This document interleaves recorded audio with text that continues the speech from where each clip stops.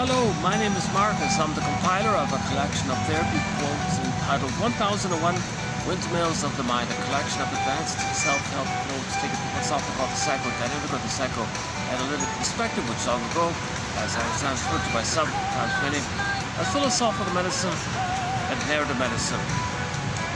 Yesterday we posted a quote that I thought was a little interesting to be updated on in terms of family systems theory, about how tension is dispersed amongst the children to keep the parents satisfied, and there's a sort of a homeostatic system, but children are often scapegoated, playing a role. So one kid was idealized, the golden child for the fantasy that the parents have something that will serve them or take care of them, like a fantasy golden child, so that child could do no wrong kind of thing. But the anger they felt, the other kid was nodding, so he kind of dispersed the tension like that. He was scapegoated. And the version they had yesterday was the kid would, it was a BPD, they called it a BPD family, so the kid would be rebellious inwardly in the family as well. And it had this odd system like this. So kids often play roles to manage the tension between the parents if the parents are not happy. We're talking about dysfunctional homes where the parents are not happy. They didn't marry for love. They married for fantasy. They married to get a better childhood past.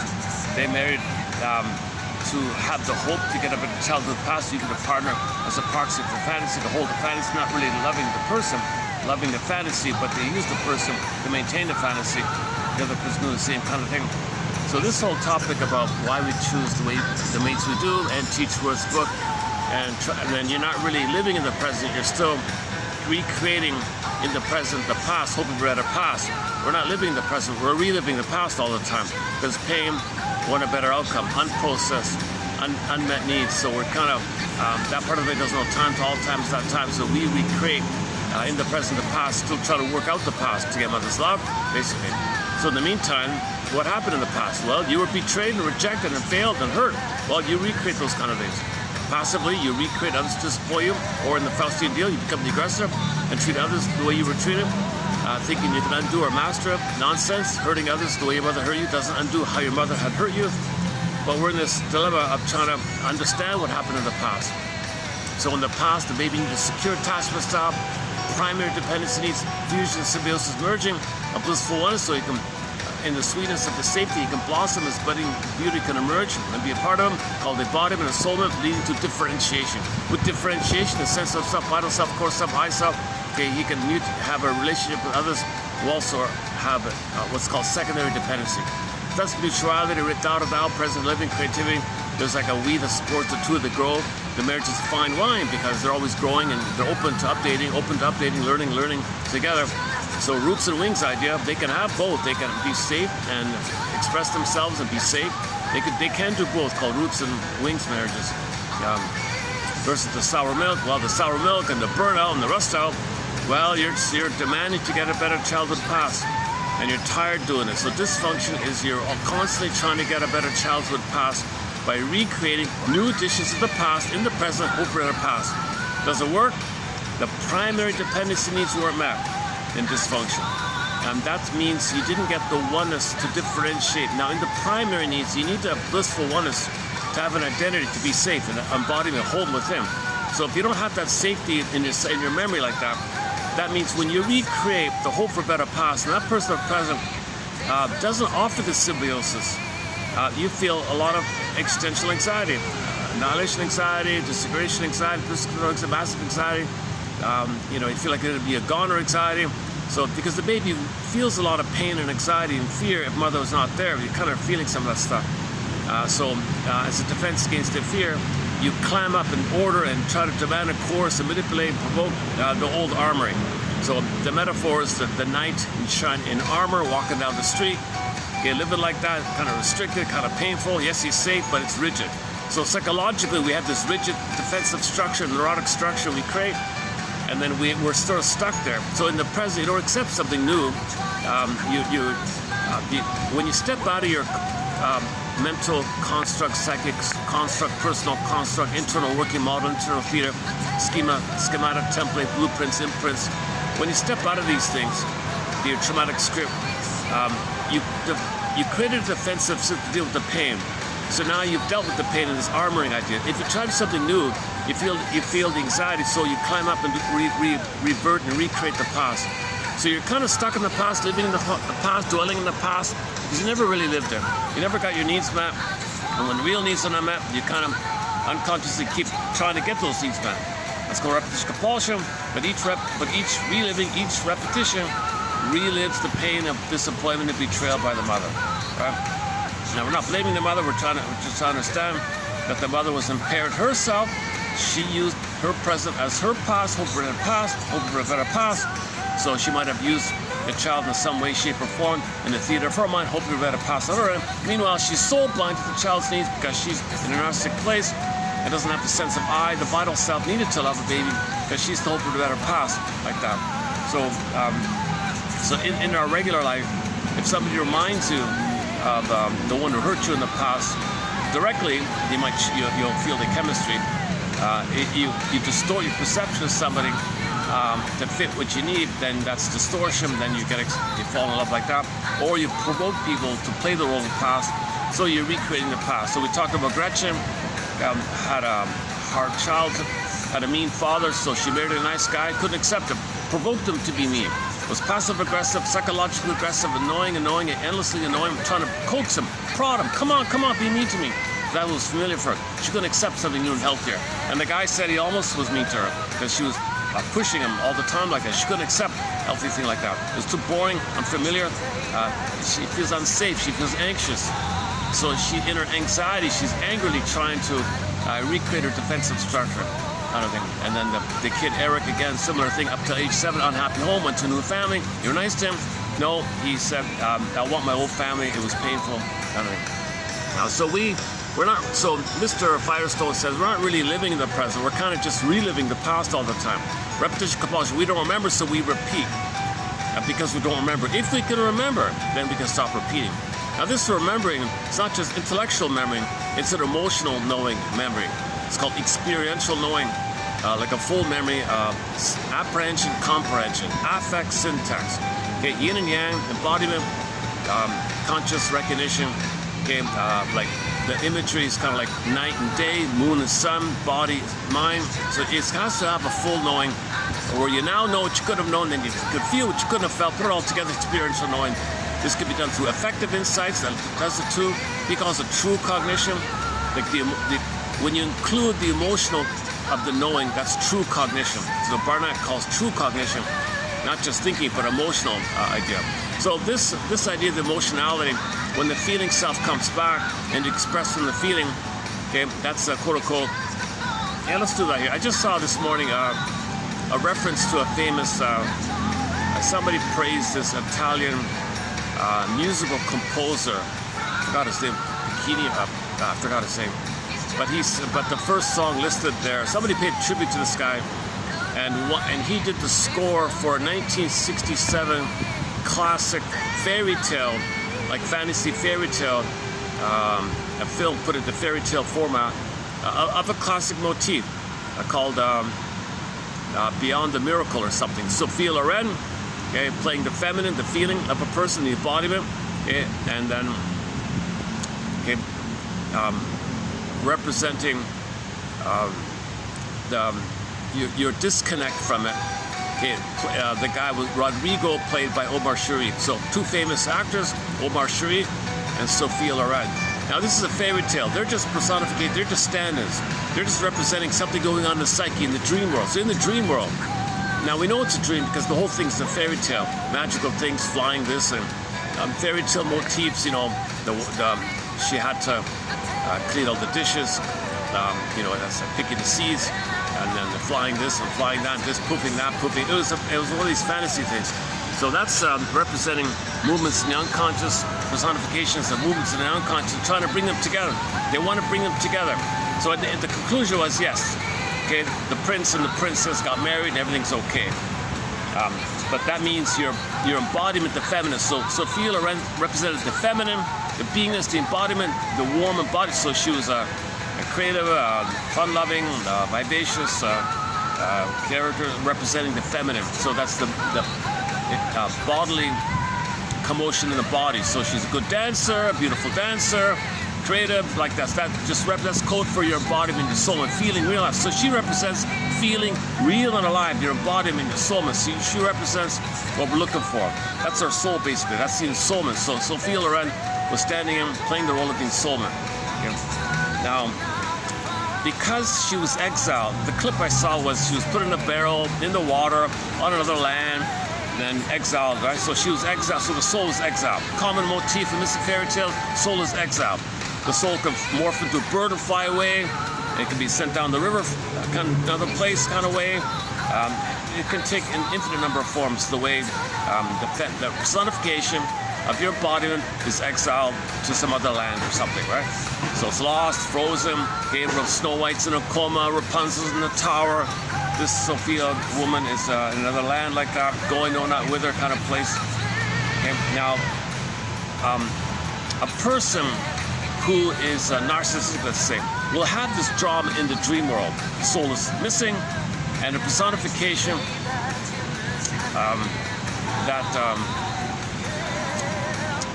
your narcissistic entitlement that's preventing your soul from coming back. So if you can heal your attitudes, your thoughts, your thinking, if you can heal all that, that's we see the prince moving towards the princess wanting to be reunited, right? So there's always a struggle like this. The soul is afraid to come back because the attitude of the person, but if the attitude of the person can be corrected, the person can think properly, then the marriage will take place like that. So I just did a quick, the film wasn't available. I only saw the one. So in the future, I'll update this. So I just did a quick check on the search, the Google search here. So they made a few comments here. So I'll just quickly skim this a little bit. Now these AI things, they chop together and make assumptions. So it's not exactly right. So let me just pick and choose a little bit here.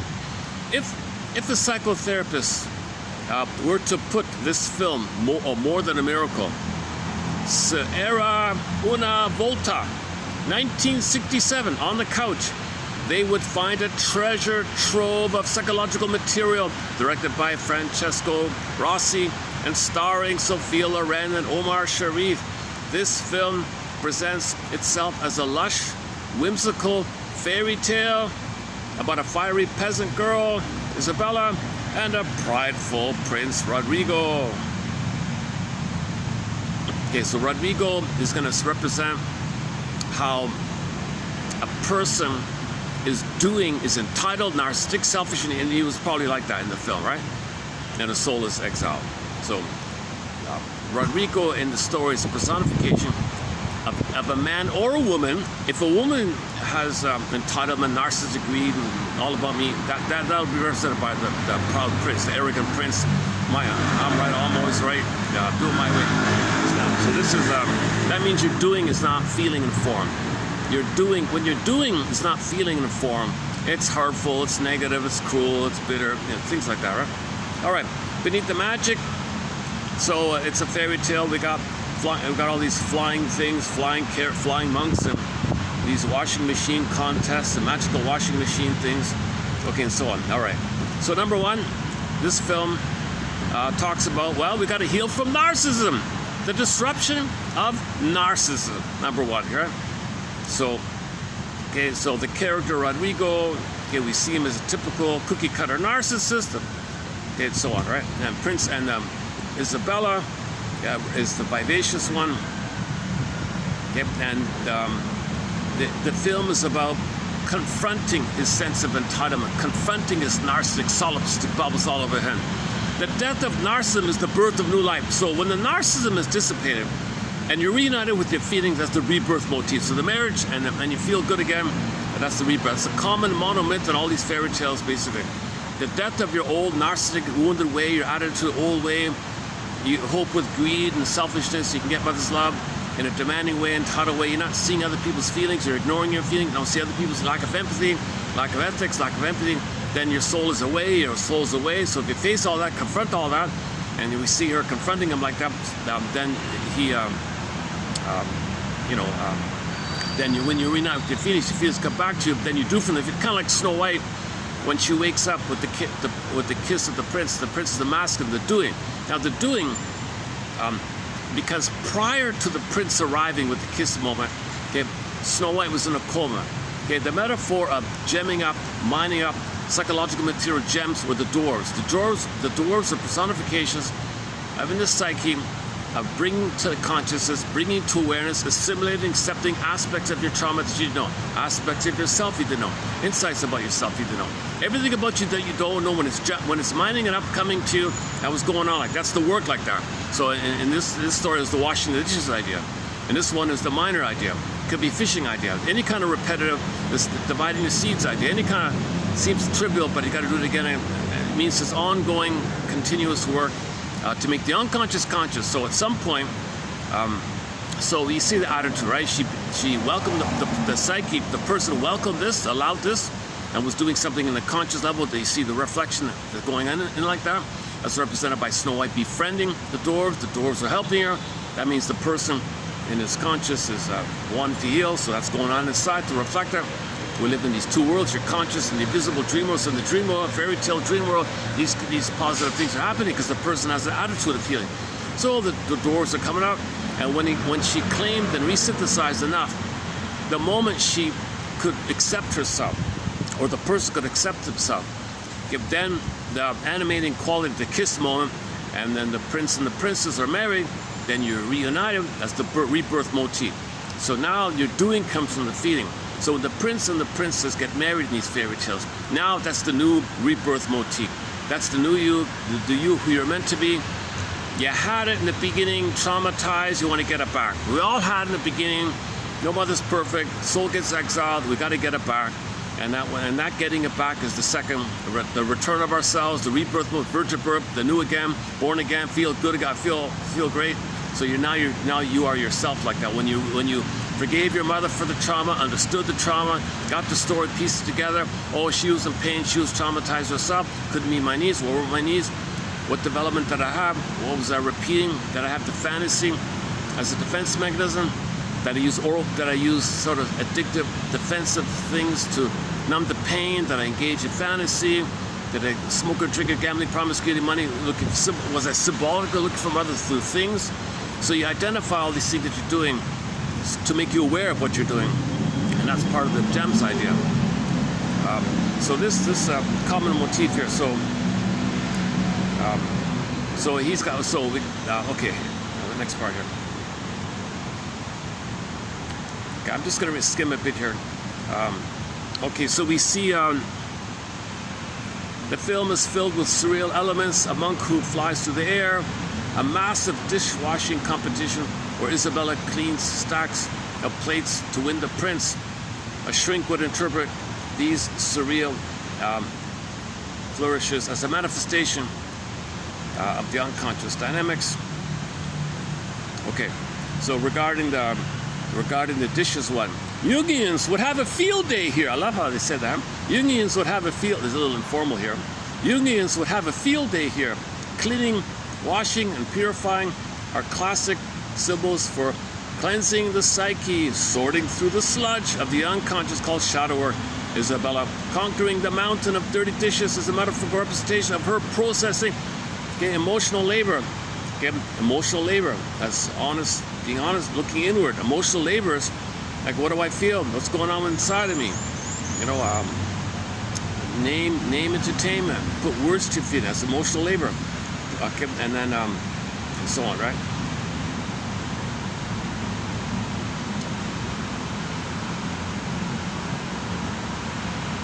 Where's that bit about? Hang on a second.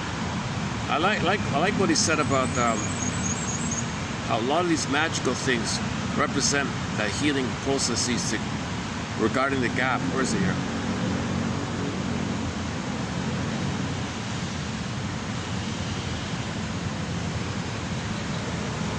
Okay, so this Cinderella type of story, she's not, the difference, the variation here is she's not just passive. So there's an active element where Isabella represents, look, the soul's not going to come back to the body easily. If your attitude's the same, I'm not going to come back to your body. Your soul's not going to return to your body. You're not going to resume to develop the same old attitude. It's the death of the old attitude, then it'll come back. But the prince thing, no, I want the old attitude, I want my old way, I want my soul to come back. The soul was fighting with him. So the conflict, the couple was fighting all the time. No, when you lose your narcissism, when you enter infantile megalomania, your sense of entitlement, then the soul will come back. And that's what happened. Then the soul came back. And so that's what happened. So then the soul wanted to come back. Kind of idea.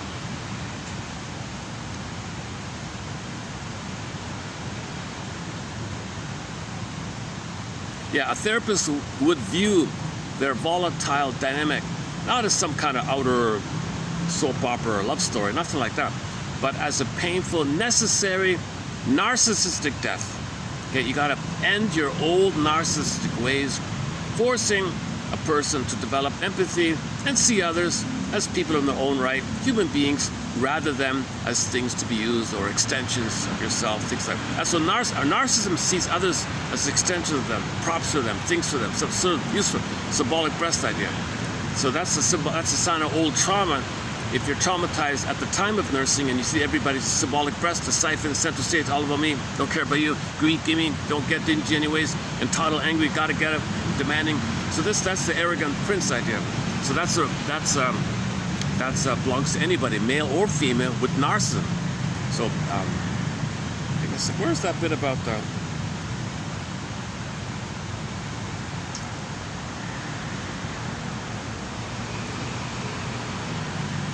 the film can be viewed as an allegory for this kind of inner dynamics.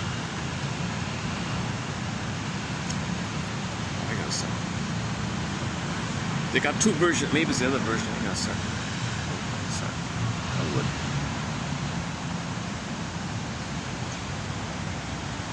There's a key one here. Hang on a second.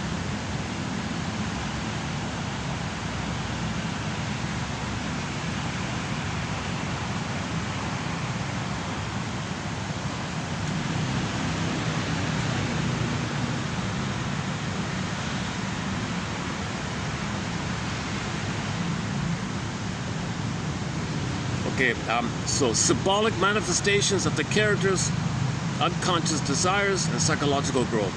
Okay, so instead of a literal fairy tale, a clinician would view the movie's magical realism, witches, flying monks, etc., as symbolic manifestations of the character's unconscious desires and psychological growth. Okay, so Prince Rodrigo Omar Sharif represents the narcissistic way.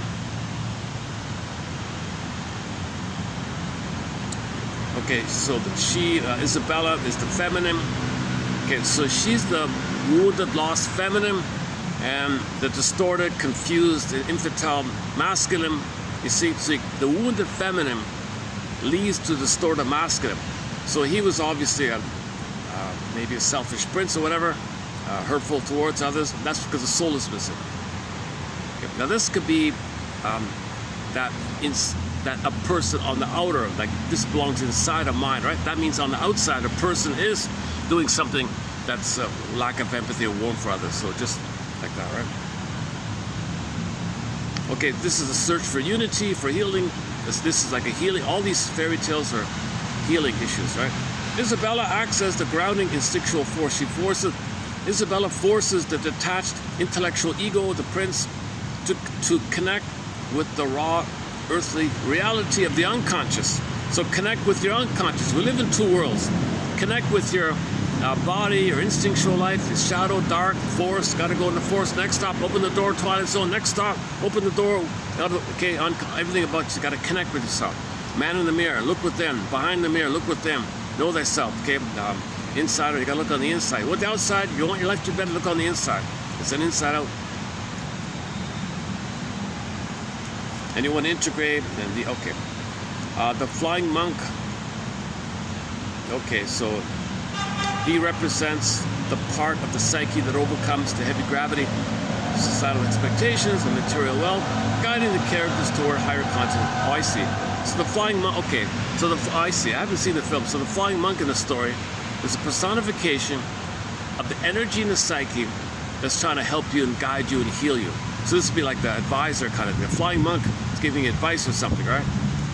So in the fairy tale, there must be some kind of flying monk going around That's a personification, like a Picasso, like an art, like in the dream, okay, that represents that there's an innate drive for healing, and he's the spokesperson for the innate drive for healing. Now, the flying monk is an emissary to the grander power behind the scenes called nature. The personification of the natural forces sends the flying monk to help the person heal.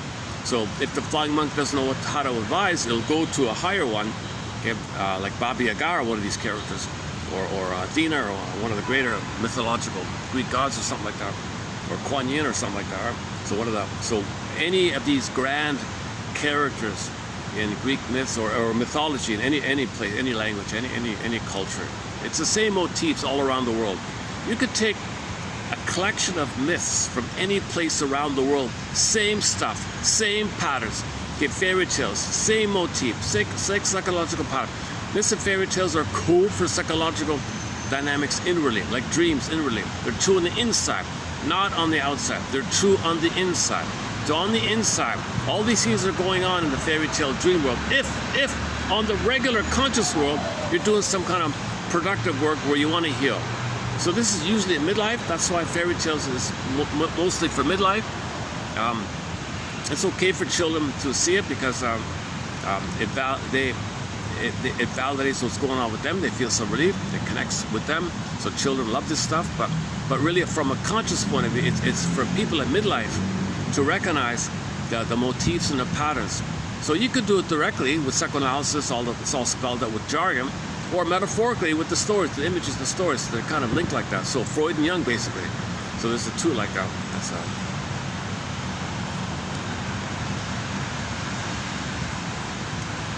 Ultimately, a therapist would see the narrative as a psychological metaphor. True love and inner peace aren't achieved through magic, but by shedding the illusions of status, the princess's crown, and embracing one's core authentic humanity. Embracing one's core. So she represents the core embodied humanity. She represents the quote-unquote human side of being human. The Isabella here, and Sophia Loren, played by Sophia Loren, the beautiful Sophia Loren, right? So that represents not a fantasy mother, not like an outer fantasy dream girl mother. No, it's just any actress who dance well and sing well, and it just facilitates the story like that. So anyways, you could have other characters in there, right? Snow Whites and all that. You know, your soul is beautiful, so they'll always choose the most beautiful girl, right? If they can, right? So it's your inner beauty, right? Snow White, your inner beauty is Sophia Loren. It's also, so Snow White and Cinderella and this Isabella, it's all the same stuff. Oh, my fan, hang on a second.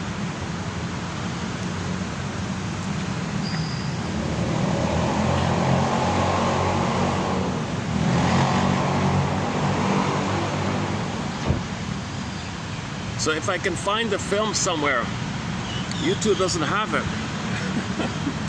Hopefully I'll find the film somewhere. It's an old film, for Pete's sakes.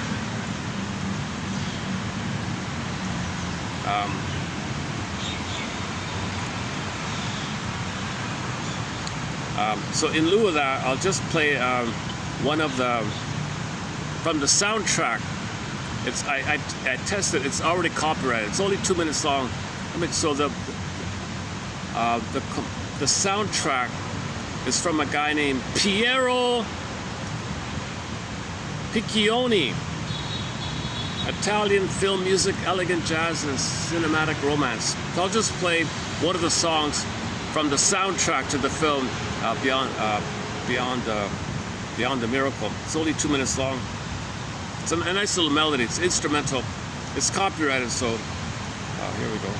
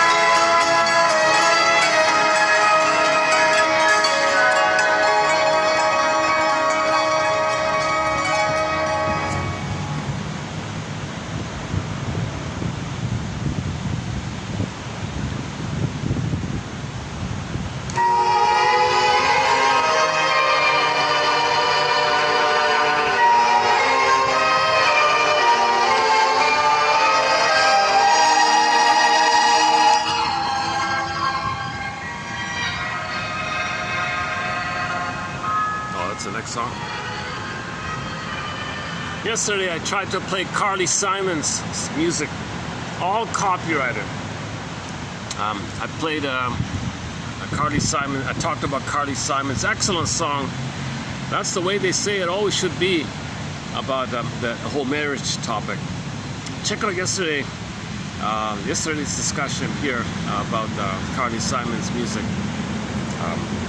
You'll notice a lot of skips because all that the times I played it were copied out. The live one she did in the park, copyrighted, had to taken out. She did another live one in a station in a grand old building, copyrighted, had to take it out. Even the so usually these kind of songs are copyrighted. Even this one here. Oh yeah, that's what I was talking about. That's the way I've always. That's the way I've always heard it should be. Carly Simon. Okay, now let's begin with today's. So today's quotes. Let's see. Let's begin with. So I got sort of like a self-help, general self-help. A couple from a general self-help author, Robert Firestone, and a couple more of the old jargon a little bit. So let's do the easier one first. Okay. So just in general terms, a typical self-help opening. A neurotic lifestyle. So neurotic. Every neurotic is a music enthusiast, says Edmund Berger, one of our mentors. He loves music, but he only has 145. He carries it with him everywhere he goes, this 145. Every time he sees a turntable, he eagerly spins off, reels off his one and only tune. Every neurotic is a music enthusiast, but he only has 145.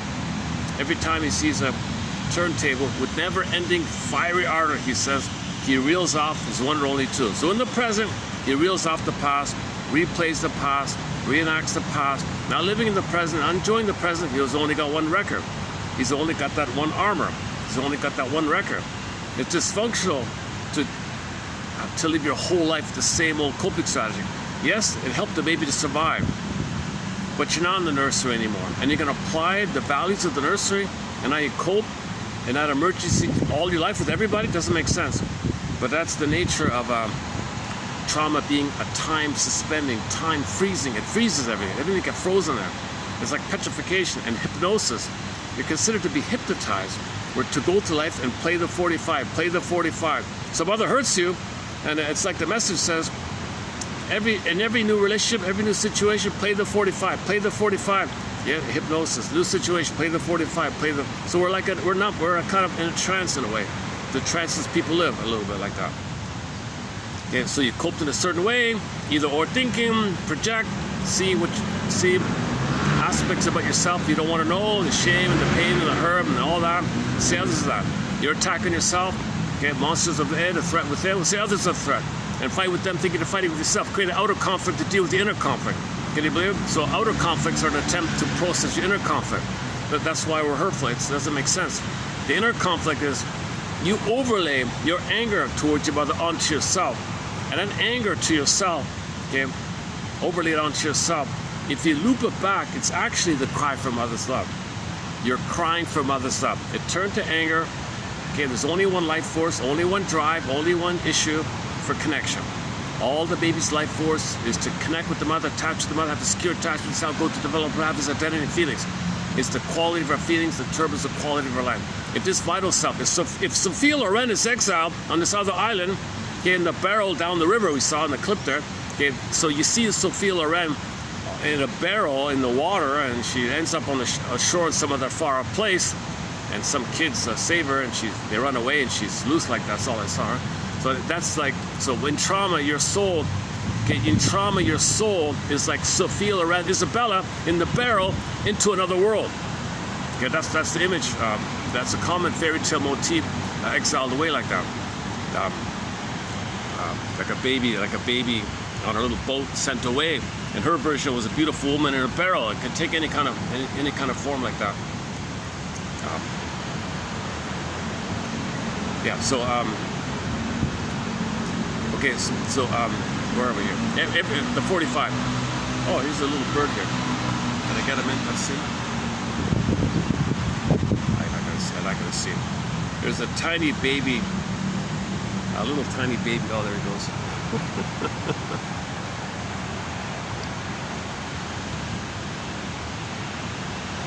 It's this quality of our feeling, our vital self, our true self, our Sophia Loren self, our Isabella self, our feminine self, our vital self, our core self, our embodiment, our soul and feeling, read the life self called embodiment. Okay, your vital self, your Snow White self, okay, your Rapunzel self, your embodied self, you're called the anima, your soul. It's not the feminine, the moon, the feminine, the yin. So the yin is your feminine, your soul, the yin. Okay, it's the quality of feeling your yin, your embodiment, your Isabella, right? It's the quality of your access to them, your connection to it. It's this connection to your Isabella, let's say. Okay, your yin, your feminine, the moon, the feminine, the beingness, the embodiment, the soul, the embodiment. I feel real and alive. You feel alive. You feel at home with them. Your body, because when you're in your body, you feel embodied. We have a body.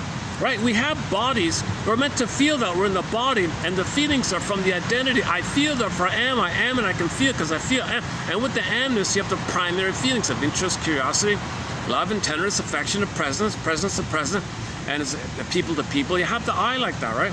It's the quality of our feelings that determines the quality of our. That's all frozen. If Isabella's down the river like that, in exile to the other land, in the barrel like that, then all you're dealing with is the primary archaic narcissistic place of the survival, which Rodrigo represented. Okay, so Rodrigo's personification that a person is thinking in that archaic survival way when a person is traumatized.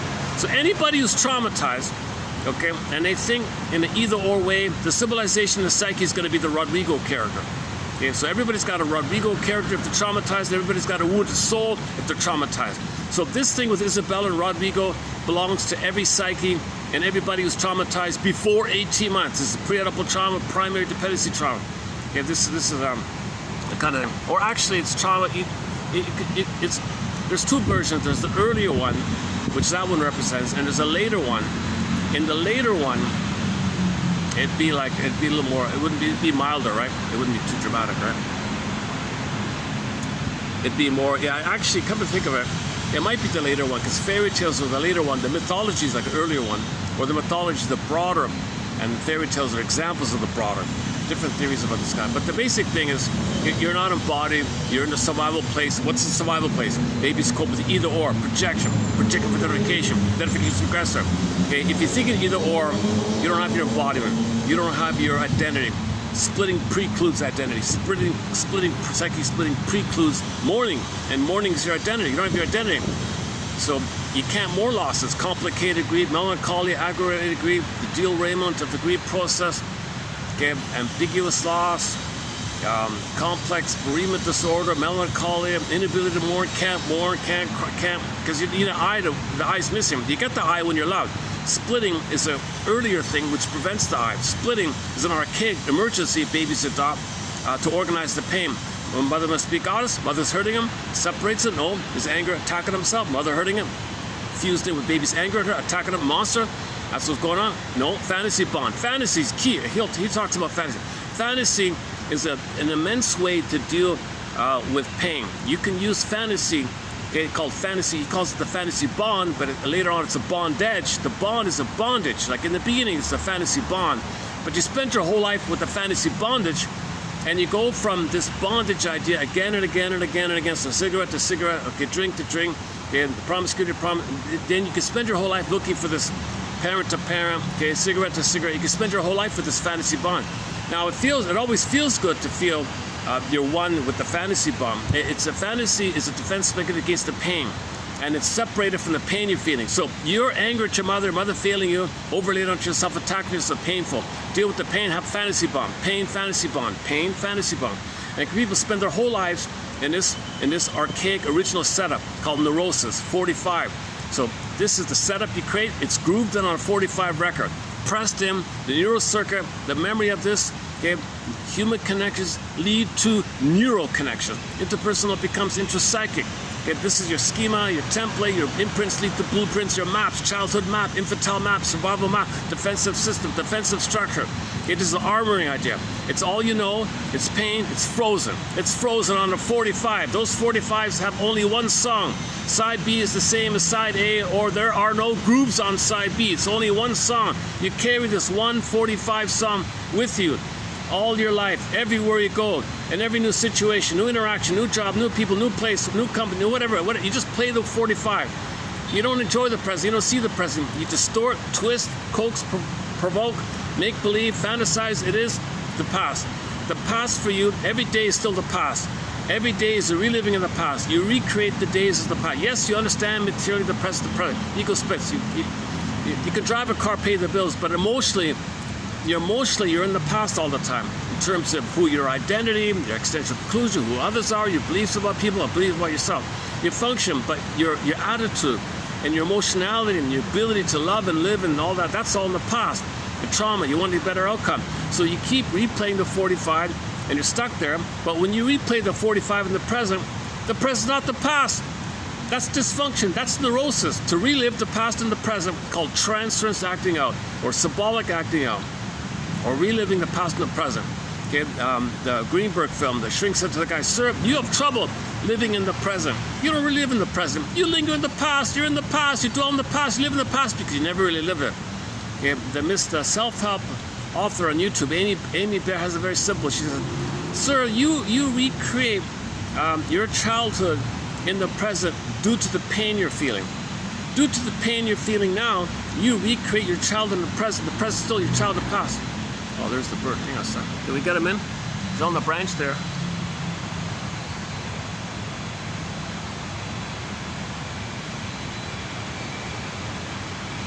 The birds give me an excuse to take a little break, a little breathe.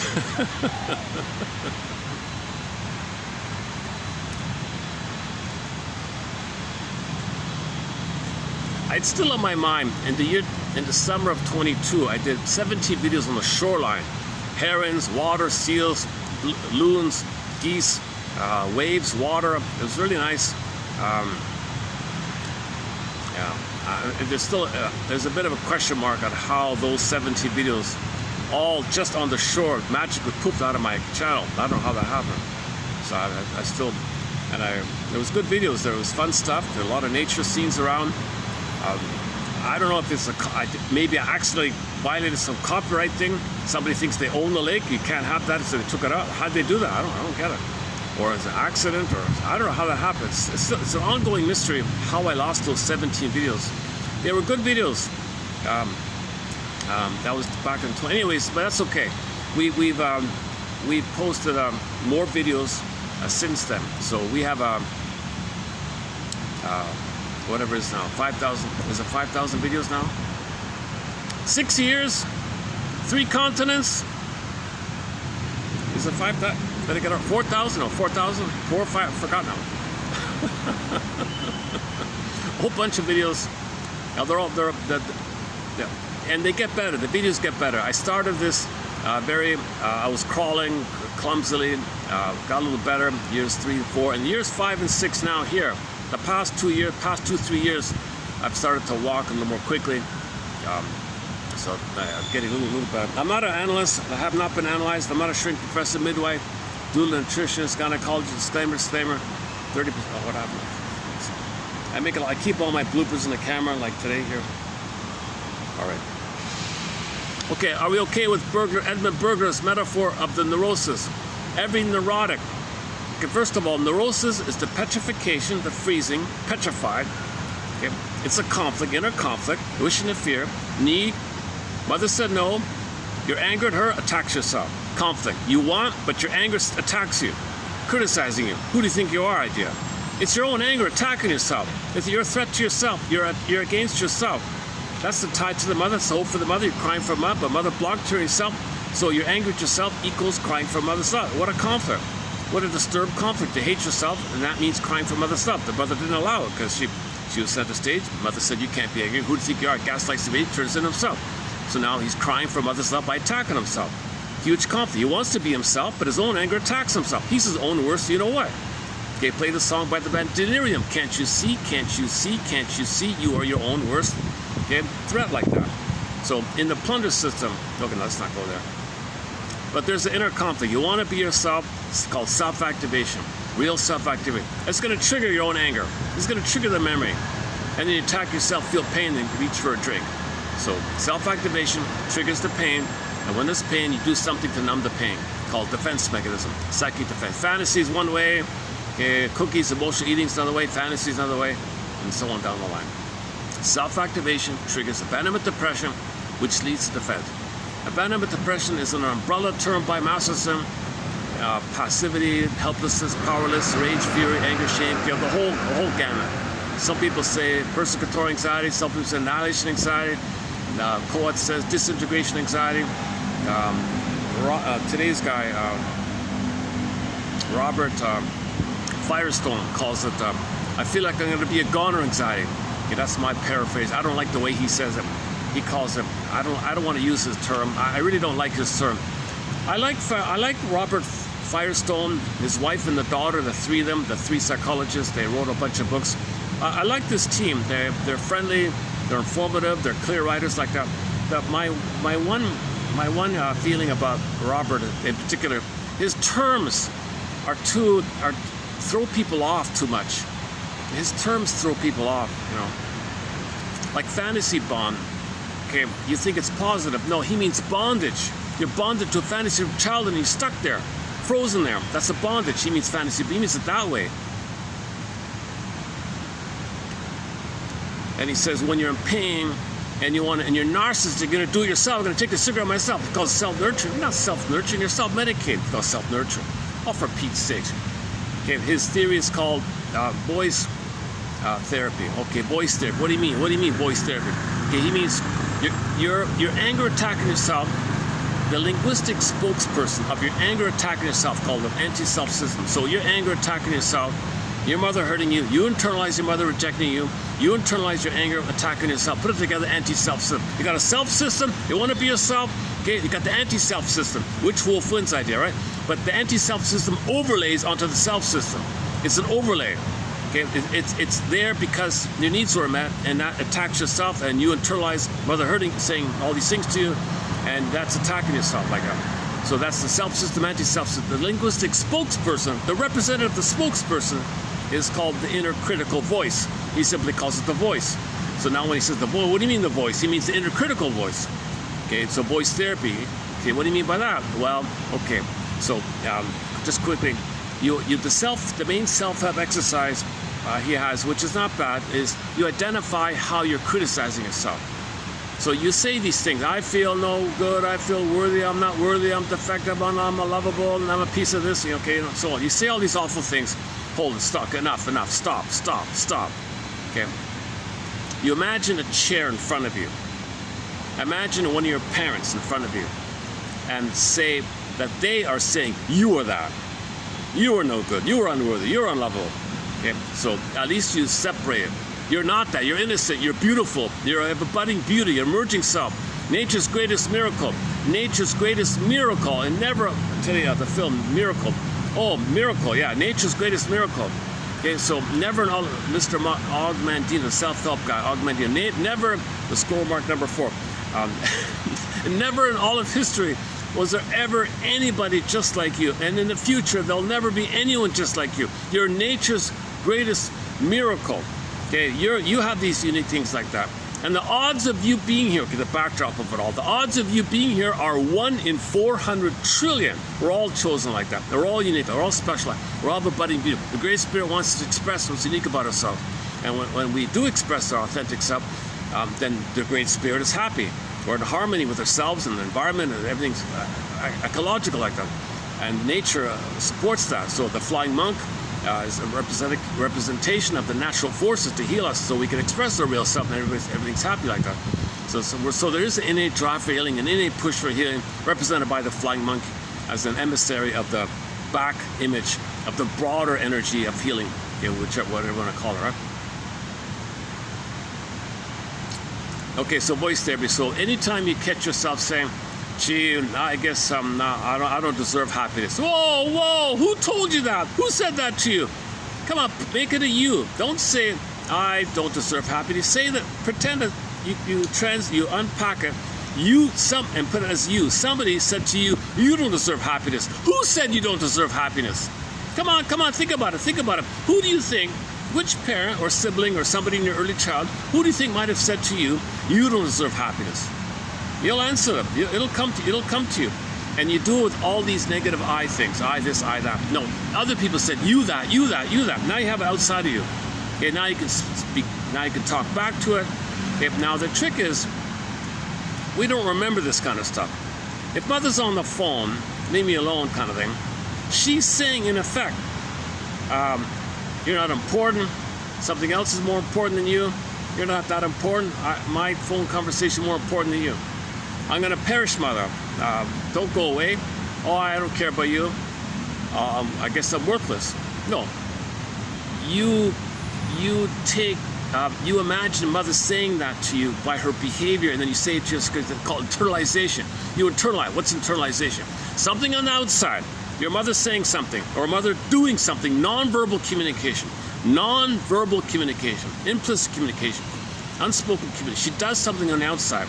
When something on the outside is put into your mind, and part of you call internalization. That's what children do. Okay, children, we wire in our experiences. We got to understand ourselves in the world by the relationship like that. Normally, one thing, to the degree that mother loves you, that supports your self system. To the degree that mother says, the mother hurts you, okay, that's your anti-self system. That fuels the anti-self system. That creates and fuels the anti-self system. So you got a self system, anti-self system, but the anti-self system is an overlay on your self system. So you want to tell the anti-self system to back up. That's called voice therapy. So you do it by saying, I'm okay, but somehow I have the thought that somebody said I wasn't okay.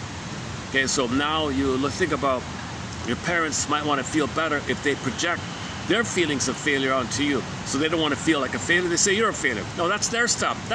Don't put that onto me, Father. That's your stuff. That's your stuff. Don't give that to me. You feel like that. You feel like a failure. You feel unhappy and all that. Don't put that on me. Don't make me believe that so you can feel better about yourself. Misery loves company. You think you can get it out of you, and if I display it, you don't face it within you. That's your stuff. Put it back to you. So you put it back to the parent. Okay, so that's the voice therapy idea. It's all spelled out in his books. It's called voice therapy. So a little confusing around voice therapy. Now his overarching, overall broad term for his approach is called separation theory. Oh, brother, another confusing term. So let's not do that one. So that's the problem I have with Firestone. His terms throw people off. You got to read a little bit to figure out what he means like that. He could have come up with some other terms like that. But anyways, this quote, these ones here are also from Firestone. So let's continue here. The neurotic lifestyle is characterized by a progressive shutting down of your real feelings to avoid pain. Okay, that's so another pin in the collar. So a metaphor in the fairy tale for trauma is the pin goes in the collar. The metaphor means under the collar, the body, the emotional body, under the collar, the body goes flat. So it's like shuts down, flat, cut off, shuts like flat, called flat affect.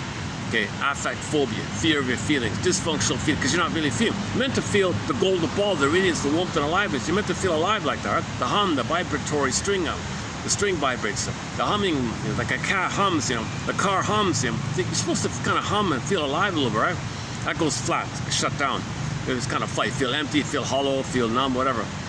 So in ancient Greece, the term for this was athymolexia, no feelings for your words. Nowadays, people say alexithymia, no words for your feelings. This is the core issue, because it's the quality of these feelings that determines the quality of our life. If the quality is so flat like that, our life is flat. Our life feels empty and meaningless if we feel the feeling and the meaning in our life comes from the feeling. So that's the issue. We want to get back on our body. So this is symbolized where the vibratories, the Sophia Loren, sent away, pin the collar goes flat. Or the princess, the swan one, the princess morphs into a bird and flies away. So Sophia Loren, they could easily poof her into a bird and she flies away. It comes back, she goes back to a woman, and then they feel her body and they wake up in Snow White.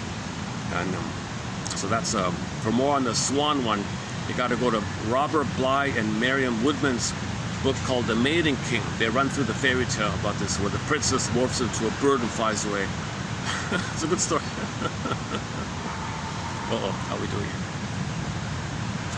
check my battery. What's going on here? 60%. All my fans are, oh no. See, it's okay. Gee, there's no breeze here. I'm gonna have to do numerous perspiration moments here because it's only 35 or 6, but with the heat factor, it's more like 40 or so, 39 or 40, something like that.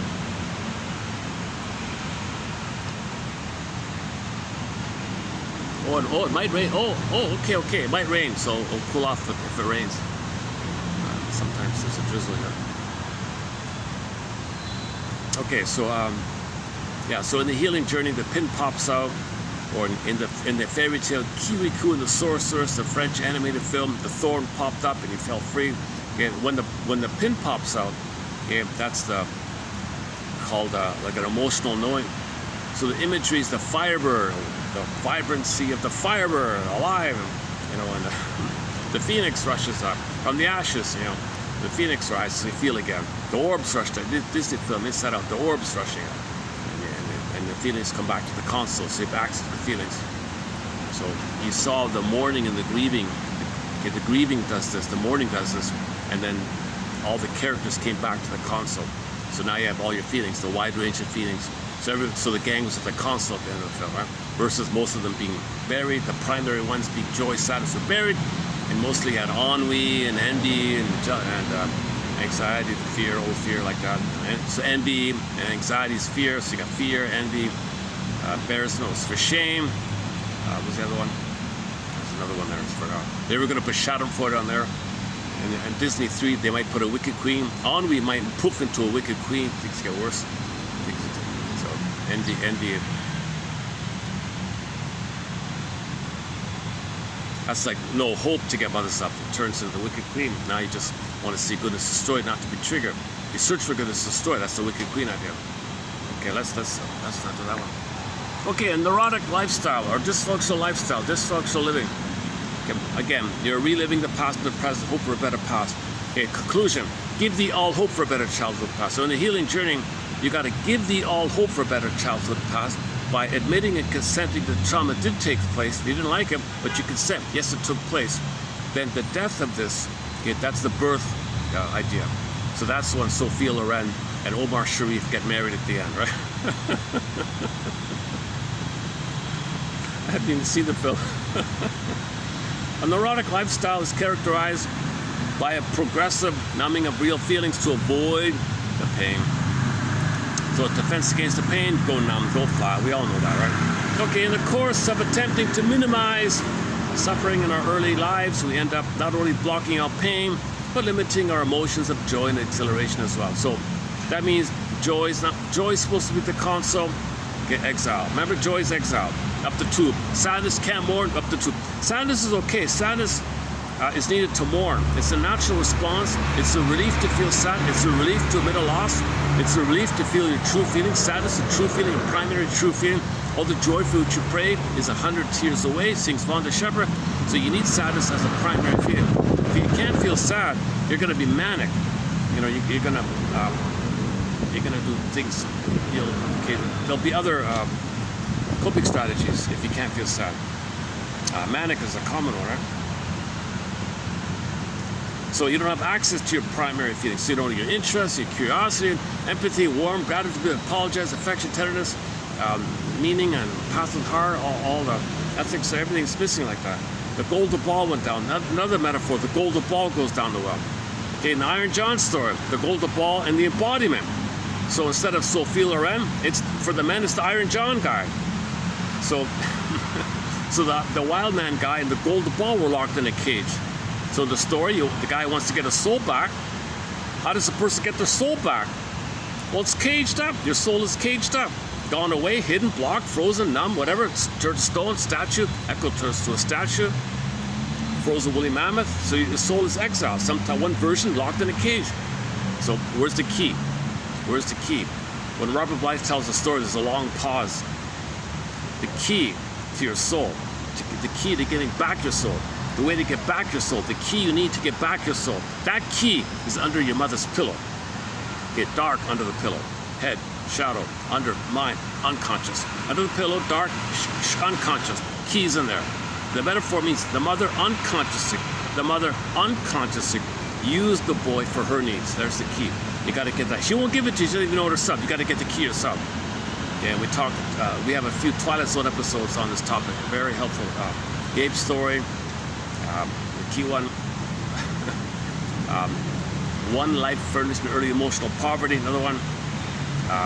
One more pallbearer about the folly of asking your mother to give you the key. She won't give it to you. She'll attack you. This whole topic. All right. But we become increasingly debilitated by the effects of numbing our feelings. Anxiety. Yeah, so this wears on you. You feel burnout. You're pressing down your feelings. Press down. Depress means you're pressing down your feelings. Depression is not technically an emotion. Depression is a term to describe the pain you feel when you push down your feelings and you don't allow your feeling. It's pain, but that pain of the pressing down, press down, depress, like D and then dash press. You're pressing down. That's one theory about that. You feel sad, you feel anxious, you feel pain. You feel pain and sad. They call it depression. I'm not really sure. All right. Anxiety. Now, when something's trying to come up and you're afraid of it, that's called anxiety. So when an old fear is coming to you in the present, it's called anxiety. Anxiety means old fears coming up to you. Okay? Through the body, viscerally, anxiety, sweating, perspiration, shaking, stuttering like myself. I have a lot of anxiety when I speak, all my ums and ahs, all my bloopers and mistakes. I don't speak calmly, smoothly, warmly, right? I'm filled with anxiety. I have a lot of anxiety when I speak. That's why I'm not a therapist. I've not been analyzed. If I'm analyzed, I'll speak more calmly, right? Anxiety arises whenever our suppressed feelings threaten to break through to consciousness. This can complete the destructive cycle when we feel, for then we feel we must further tighten our defenses. Oh, so feelings coming up, you push it away again. Feelings come up, push it away again. So it's a negative cycle. You're trying to feel, you're trying to know, I don't know what this means, push it down again.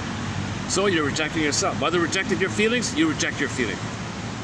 Right? So mother gaslight your feelings, you gaslight your feelings. It's a negative cycle. You treat yourself the way mother treat you, idea. But when we get to a place where we can allow our feelings, name entertainment, accept it, guest house, yesterday I talked the guest house, the Gibran, the famous poem by Mr. Gibran. Guest house, welcome feelings, welcome, how are you today? What's your name? So the name's so when a guest comes to home, you want to know their name, right? When a feeling comes to your body, you want to know their name. Name it. Got a name. This idea. Then your things flow, okay, natural energy, and you're liberated. It may seem foolish to attempt to persuade a person who has had a great deal of pain in his personal life to give up the negative outlook that he acquired for perfectly valid reasons. Yeah. So in the theater of the mind exercise, okay, you're in the audience. Okay, long story short, your soul comes on stage. It's a baby in armor, like a knight's armor, like a baby, and the wicked queen banging on it. That's your anger attacking yourself, braiding yourself. So you got to thank the baby for the armor, because it's protecting you from your own. So you protect, so you got to have gratitude and speak, and it's called self-reparenting, and have gratitude.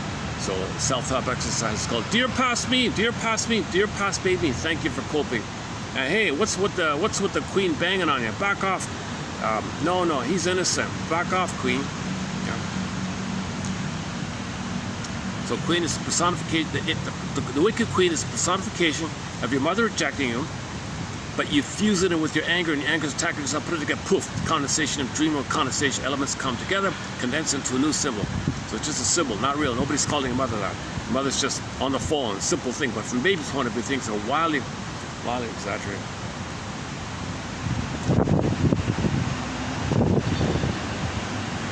Okay, nevertheless. Okay, so it makes sense. So we thank ourselves for coping. Now, consciously, you don't want this to go on, but before you can release it, you got to admit and thank your inner child and thank your past you for coping, and understand that your unconscious self, your secret self, your double self, that baby in the armor self, the one who walks with you, who's not like you, who is you. So he's living your life. He's living your life like that. Okay, it wants the symptom. It's familiar, it's armor, it's pain, but it's how the baby coped, because otherwise something worse would have happened. So he survived. Now he's empty in there, so that's why when you do something out of it, you're going to feel anxiety, so you clamber up. So to stop letting your soul clamber up, okay, you consciously say, I don't want the symptom. So you be in the present, I don't want the symptom. Huge price to pay. It's expensive to be neurotic. You lose your whole life. You spend your whole life. You're not using your gifts. It's very expensive to be neurotic. You're not living your life. Well, it's a huge expense. But your soul, your unconscious, no, we got to be this way. I want it this way. Something worse will happen. So this enter Bruce Ecker's memory reconsolidation theory, where you juxtapose the two and support the two sides, the self system and the anti-self system. But in the anti-self system is the self system, and you support the self system by identifying the anti-self system. But the anti-self system is a cry from other stuff in the past, so you forgive her for failing. So ultimately you got to forgive your mother, put your mother on the couch, put your father on the couch. Okay, family systems theory. Okay, they had tension. Why did they marry? They were hoping for a better past. Too much tension used the kids to feel better about themselves. The parents hurt the kids to feel better about themselves. Unknowingly, the key is under mother's pillow, and your soul is in the cage. You got to get the key. Yeah, check out Robert Bly's story, Iron John, for more on that one. Where are we here? So okay, it's expensive. Yeah, we said all that, right? But you know, when you act like this, okay, he calls it a pseudo-independence versus genuine self-autonomy. So this, when you're in a narcissistic place, it's a pseudo-independence. You feel like you're a king and a god, don't need anybody, but you're in a bubble, solipsistic bubble in the fantasy land. Pseudo-independent. I don't need anybody. I'm in a bubble. That's not real independence. Expressing your authentic self and your energy for your vital self, not your energy to deny the pain and live in a bubble. A pseudo-independence versus real independence. Okay. And this pseudo-independence is called, you want to emancipate yourself from this mental slave. Okay, Bob Marley, another copyrighted song. Well, 95% of the songs I try to play here are copyrighted, almost 100. I've only got a tiny handful of songs I can play. Thank you to the band Mystery. You can not all, or some, the earlier stuff, not all of it. There are a few of the earlier songs by the band Mystery out of Quebec I can play here. And some old vinyl. Nayan Cabell from the Ivory Coast, we can play that. It's an old vinyl, 45 vinyl, and a few songs we can play. Oh, okay, there's a few. Oh, Tracy Bowen. Tracy Bowen. We've got 3 songs by the singer Tracy Bowen on our song. Excellent singer. Not all of it. Only a few of it. The earlier ones. Yeah. Okay, let's go back to the point here. A life of pseudo-independence is contrasted with a life of real independence. The more an individual has been emotionally deprived, love starved, love starvation, no love food. Okay, mother attacking you, that's not love food. The more that person will rely on defenses or addictive defenses. So Mr. Firestone calls defenses, he thinks they're addictive because you're dependent, because it makes you feel better. If something makes you feel better and you need it to feel better, he calls it addictive. That's his take on addictive. Because it gives you the illusion of self-sufficiency, but you're chained there. You stay shackled to the past. Albatross idea. All right. So this could be to food and cigarette and smoking, gambling, drinking, all the oral fixations, and each one takes a couple of hours to run through. It could be stubborn routines like order. It could be fantasies, a big one. So he focuses also on fantasy. A lot of authors don't discuss fantasy as defense mechanisms. So Janoff does it. Lucy Friedman does it. Not too many people focus on fantasy. Fantasy, the great painkiller. Janoff calls fantasy the dope of hope or something like that. The dope of hope, he calls it. Okay, addiction is here defined not as a chemical reaction, but as a psychological dependency. So he's not a medical doctor. He's speaking about it from a psychological fantasy point of view. Okay, Alban Paul referred to it as the cigarette and all these things as addictive trigger mechanisms, because it reminds you of the blissful oneness, and you feel better when you're reminded of the good old days of the womb utopia, blissful oneness. You get the chemistry about the pain you're feeling. So you search for the cigarette, triggers the past, feel better. Search, triggers the past, feel better. This is the rigmarole. This is the misery machine. This is the armoring of the past, and this is considered addictive. Now the pain you're in is dependent on you chasing for something to trigger the past. Now dependent, so you can always feel pain. So when you trigger the past, you feel better. That's an addictive process. So even it's like addictive process. So this could be chasing for symbols of mother, called ersatz self-objects, symbolic mothers.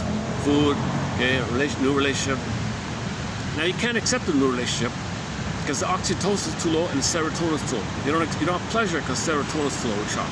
Oxytocin is too low, the set point is too low. You only got the stress, it's too high. The dopamine is chased with the past, feel better. So you got this misery machine, rigmarole, okay, called psychomasochism. Okay, the pain is pleasurized by the pursuit of the past. Okay, and this is and the pursuit is called a defensive need. It's not a real need, it's a need called the defensive need to protect you from the pain that's been pleasurized. So these are defensive needs. So shall I compare thee to an onion? And the top layer of the onion cake, the top layer of the cake is rationalization. Okay, you use some slogan, some flim-flammery, some duplicity to fool yourself and others that what you're doing is reasonable. It's not reasonable. It's not reasonable to spend your life looking for mother through a cookie all your life. But you say it's on sale, what's the big deal? Okay, then you're a fool, you're lying to yourself. Play the song Lying to Myself by the singer David Cassidy. I'm lying to myself. Called rationalization. We lie to ourselves. There's need to know. We can't handle the truth.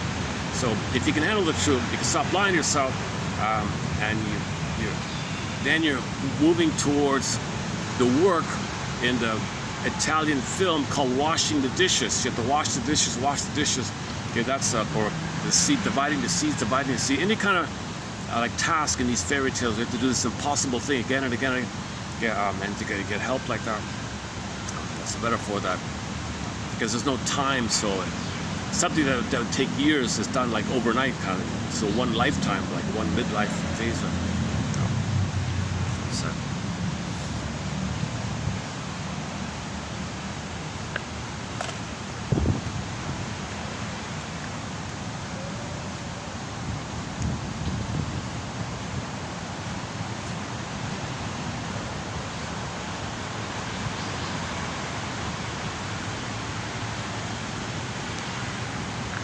Oh, hang on. Before I forget, let me, my battery on the phone only has 2 hours. I gotta plug this in.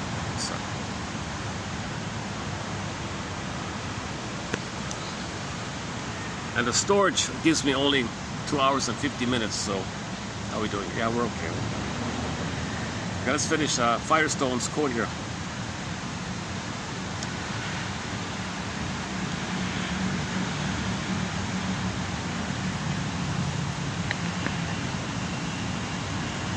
Okay, so we're cutting off our feelings, pseudo-independence. The more love-starved, the more dependent. So we can become dependent on sub-oral fixations. Okay, so on this point, go to Shakira's, the musician Shakira, the album, the front cover called Oral Fixation Volume 2. She shows you weaning trauma, the nipple, the nipple pulled away, weaning trauma.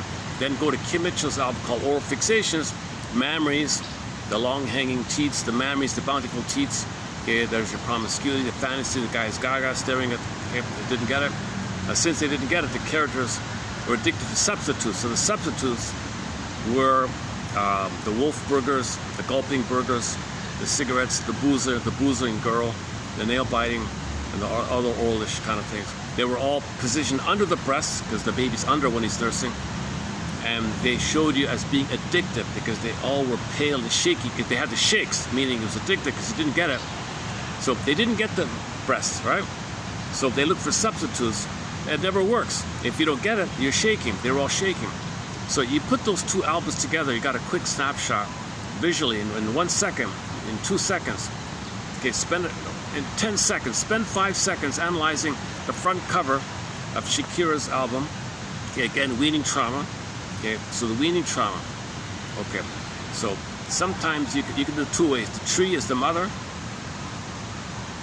and the apple is pulled away, or you superimposed the baby. Okay, so when a fruit is prematurely plucked from the tree, it'll be bitter. Ouch!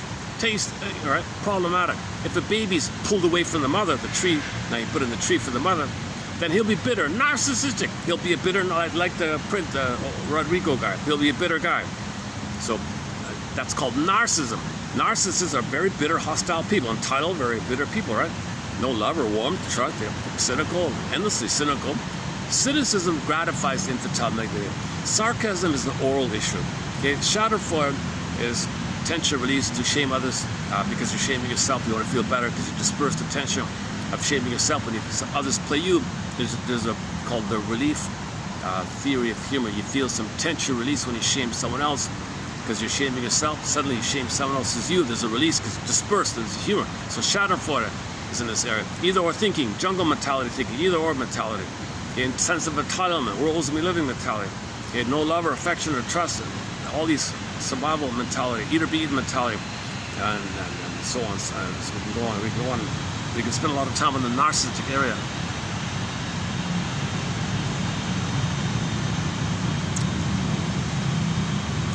Okay, so let's move on to one of the examples of the oral fixation is emotional eating. So I'm not gonna run through that. I only picked two of his examples: emotional eating and fantasy. He's got a whole list there, so let's just do these two here. Okay, so food can be used as a substitute. So when real needs are not met, you look for symbols. Food is a symbol of mother. Food is a symbol of mother. Milk, ice cream, cookies, stimulating fluid. Stimulating fluid. So it makes you warm. Alcohol stimulates. It numbs you out, makes you warm. You're trying to recreate in an approximate way something that you can associate, link to something you didn't get. You didn't feel warm and safe with the breast milk. But alcohol is not breast milk. Obviously, we know that. But the unconscious is grasping for straws, grasping for symbols, grasping for associations. It's got to reach, mandates to reach. How do you reach for the breast when it's well? Go to the Kim Mitchell album, read the Boozer Girl, the Gulping Burger Guide, okay, and smoking one, and the promiscuity one, the staring, the Gaga, the memories one, the nail biting one, and some others. So all the oral kind of area. Oral trauma, prenatal trauma, primary dependency. Baby and mother, two people psychology, primary, prenatal, before the role of the father teaches you outside the mother. You didn't get nursed with the mother. But there's a problem there in the father. You can't take it onto the father. He can't do what the mother should have done. There's Oedipus myth in a nutshell. The father can't do what the mother should have done. Food can be used as symbol of mother. Sometimes people use food as a fantasy of love because in the unconscious, mother, food, mother, they're so linked together. When the baby's nursing, there's mother. He kind of blurs it up a little bit. Some people use food if they're to relieve boredom. There's something to do, maybe fantasize a relationship, I guess. Food may be used to numb the feelings of emotional hunger that many small children feel when their parents withhold love from them. Many mothers offer food as a substitute for the affection they are unable to give. So some mothers know they can't love. Here's food, here's cookies. Help yourself to cookies. At least to that. And then some people say, Sharon says here, the only time I'm ever happy at home is with the food part, when we're eating. Mother was hurtful, but when we're eating, everyone was quiet. We had a meal. The only time there was peace is when we were eating. So she tries to remind herself of that. Okay, I just left it there for the time being. Emotional eating is a huge topic. Okay, enter the book Shrink Yourself by Roger Gould. He means analyze yourself. He's not insulting you to say shrink yourself, lose weight. Although it does include overweightness, but he means analyze yourself. Roger Gould and many others think the obesity issue is a protection, a barrier, like a wall, like back off people, like back off mother, here's a wall. Mother's impinging. If you have weight, you feel some safety inside the ovoides. That's one theory. Okay, the fantasy one here. This is the key one here. The world of fantasy. I've never played Triumph's song, Rick Emmett's song, World of Fantasy. It's a good song. Yeah, okay. I've never played the classic rock band Triumph is one of our musical voices in our soundtrack, along with Mystery and many others. But I've never played World of Fantasy. It's an okay song. I never really got into it, but it's maybe we should play it today. World of Fantasy. The world of fantasy is something the child can do when he's in pain. He can do it whenever he needs to. It's something in his control kind of thing. Mother's hurting him, go to fantasy. The child develops the illusion of self-sufficiency. Oh, I can just fantasize. Okay. So he's handling it somehow, right? It's costly, but he's not relating to real people and all that. But mother's hurting him, so go to fantasy land. So what could be wrong with fantasy? Well, hold the phone here. Why not relish the feeling of independence and freedom from needing other people? Why not just indulge in fantasy?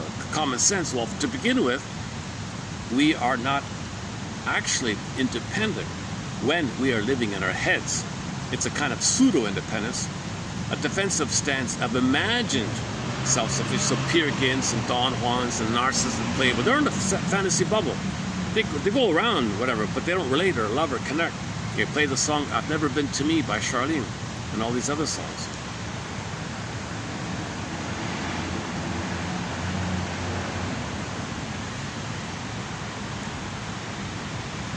Oh, I lost a page here. Yes, let me get it back here. Give me a second. So we're in the middle of reading 30, is it 40, 30, 40? So I'm doing a preview of 30, 40, by the way.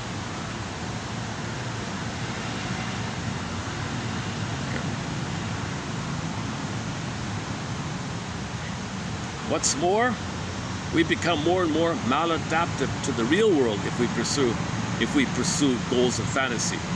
So imagine the kids who play video games all the time. They don't know how to talk to their friends. Only imagining that we are. Okay, so to make the point, nowhere is this more obvious than in the hospital, where the dormitories. In the dormitories, you've got these people who have carried their inner world of fantasy to its logical conclusion. These individuals have been so emotionally damaged, so love-starved, so impoverished emotionally, so much emotional deprivation, attachment starvation, love starvation, that they have nearly totally retreated, escaped from the real world. So the ultimate escape is this autistic, dementia, hospital thing. What's it called? Alzheimer's, all that kind of stuff, right? We always feel guilty. Yeah, and what adds to it? Here's a key point. What adds to this issue is that people who do this, people who are schizoid in fantasy land, live in their head, live in their bubble, on some level they feel guilty for betraying their family, not participating in the world, ignoring their children, leave me alone, I just want to watch TV, go away. They must feel guilty for not connecting with others, right? So that guilt is pain. And when there's pain, go to fantasy land. See, here let's say you got a schizoid father who ignores the kids, just wants to watch TV and couch potato, newspaper, TV guy, whatever. Ignores the kids, go away, and don't talk to me, leave me in my solipsistic bubble, fantasy, pseudo-independence, fantasy, pseudo-independence. And now he rejects the kid. He must feel pain for not being able to. He hurt his own children. He must feel pain. Pain, retreat. Pain, retreat. The more dysfunctional he is, the more pain he feels, the more he retreats. Now, the more he retreats, the closer and closer he gets into the hospital dormitory. So that, just to make the point here, most people don't go that far, but just to make the point of the direction it's going in. These individuals have been so emotionally damaged. So a little empathy. If you know somebody who's schizoid, if you know somebody, leave me alone in my dream world, then that's a clue. They can't live in the regular world, and they're just in fantasy land all the time. That's a little empathy.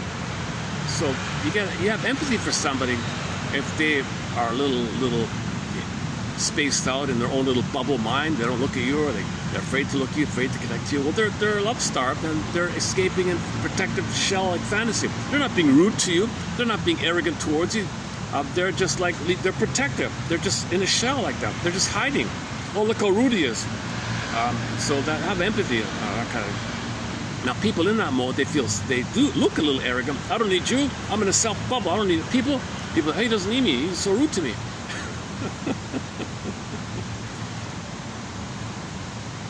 We always feel guilty when we reject people and seek satisfactions in illusions.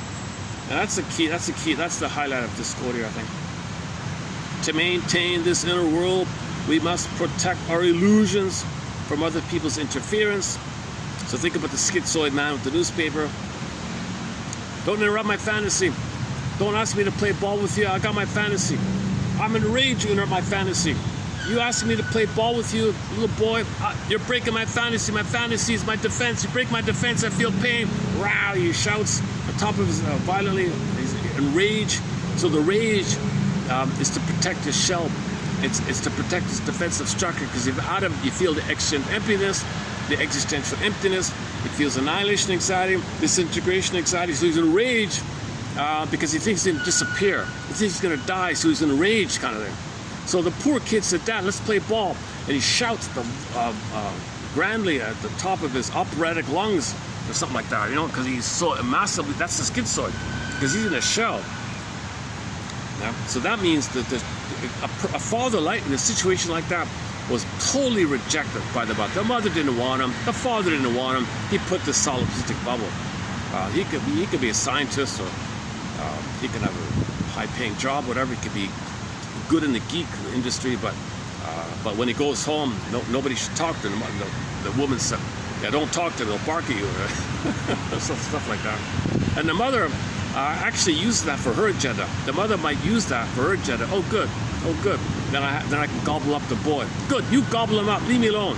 Sacrifice. Take the boy. I don't want him. There's your Oedipus myth. That's the Oedipus myth in a nutshell. When the father says, "Leave me alone," he's out of it, right? And it's a sacrifice, take him, gobble him up. And the mother says, good, I'm going to control the boy, parentify him, she'll take care of me, he'll nurse me, I won't feel alone, I control him, I dominate him, my needs man, I want somebody, I won't want this. So good, so the mother gobbles up the boy, father says, go, take him, leave me alone, as long as you leave me alone, take him, fine, sacrifice, take him. Okay, I'm referring to a book called When He's Married to Mom. Okay, on this topic, back to the Twilight Zone, the two episodes here are Nick of Time and Young Man's Fancy. Young Man's Fancy is about a man who couldn't break free from the mother, but Nick of Time was a version of when he was able to break free. I posted a short in this channel on this topic, and it's one of the most popular shorts. If you go to the shorts section, click popular, it's in the top 10. The ostrich is number 2 or 3. It's up there. It's one of the most popular shorts in this channel. Is my little rant, my little 3-minute discussion summarizing those 2 Twilight Zone episodes. It's entitled something like one man was able to break free from the mother, another man couldn't. Twilight Zone, something like that. Yeah, watch those episodes. They're good episodes. I mean, they're for this message. In the one in Young Man's Fancy, where he couldn't break free from the mother, and the mother dominated the boy, and the wife had to run away down the stairs, you saw the famous smirk. Aha, I got him. Mine. The mother, mine. She saw the boy. Oh, mother. Sad stuff. The wife was really distraught that her husband is married to mom when he's married to mom, like that. Psychological, emotional imprints, fusion like that, because she wants fusion. She doesn't want to be alone. She aggressively used her need for oneness onto the boy. He married a woman, but couldn't have any relationship with her. And he was always pushing her away. Are you married to me or are you married to mom? I'm sorry, I'm married to mom. She ran away. In the young man's fancy, same question. Are you married to me or are you married to mom? That's a good question, darling. Let me think about it. Yeah, that's right. Mother, back off. I'm married to my wife. I want to be free. Go away. You can't hang me down. You can't drag me down again. Back off. I have my life. I want a mutual relationship with an equal, with a partner, my wife. Don't think that I should be married to you. Back off. Go away. You do some mourning. You heal your issue here. Don't turn to me and mother you. I can't mother you. I can't be a partner for you. Don't partnerify me, parentify me, partnerify me. You face your issue with your guy. You see a shrink. You talk it out. Don't turn to me to do all that. That's extremely, you're exploiting your power. Yes, you're in a lot of pain. Yes, you're starved. Yes, you're love-starved, and you're turning to me to mother you, but back off. So there's the battle, inner battle. So when the child internalizes, there's a monster banging on him. Back off. That's voice therapy out of Mr. Firestone.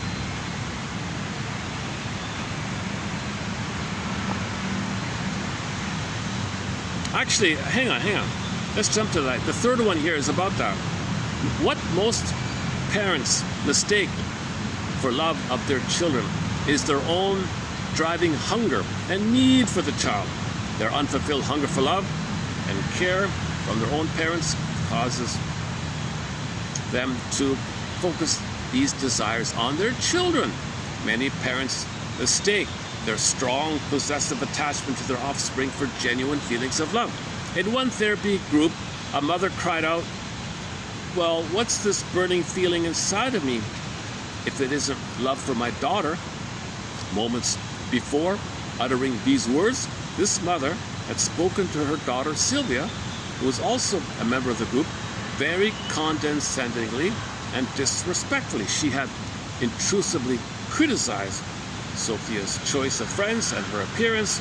She obviously had little respect for Sylvia as a separate individual, yet she was claiming to love her deeply. A few months later, at Sylvia's wedding, her mother again displayed her insensitivity by constantly touching her daughter's clothes and body in an exaggerated display of physically intrusive behavior. At one point in the evening, when Sylvia gently removed her mother's hand from its clutching grip on her blouse, the mother asked, "What's the matter? Do you mind? After all, I'm your mother."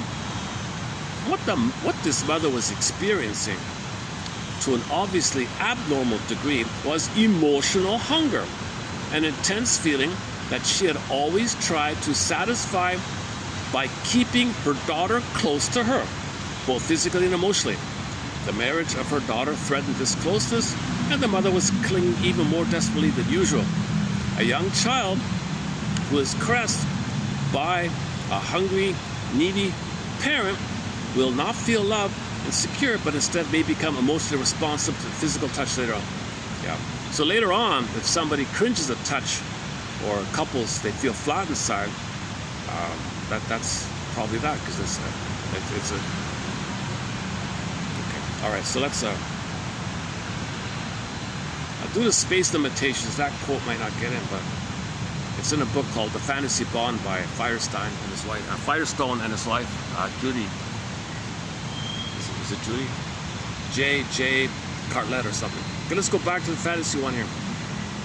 Caught in a world of fantasy. Oh, we gotta play that song. Okay, we gotta play Rick Emmett's fantasy song. So we did the hospital bit here. Okay, so part of the fantasy idea is fantasy bond. So the fantasy bond, something loves you, something's there, it's split off, and you protect her from your anger attacking yourself, mother rejecting you, you internalize mother's critical voice. Mother said, "You're no good, I'm no good." You're angry at her, attacking yourself, an anti-self system. To deal with the pain, you have a fantasy bond, somebody, and you keep it split, it's like a split.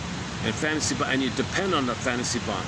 Now this fantasy bond can be transferred to people and substances and things. So you're always in a child. Religion, New Age thinking is all about this. Keeps you in this kind of place. So that's the challenge, according to this here. The intrusion. Oh, okay. So yeah, okay. The guilty. We did the guilty one, right?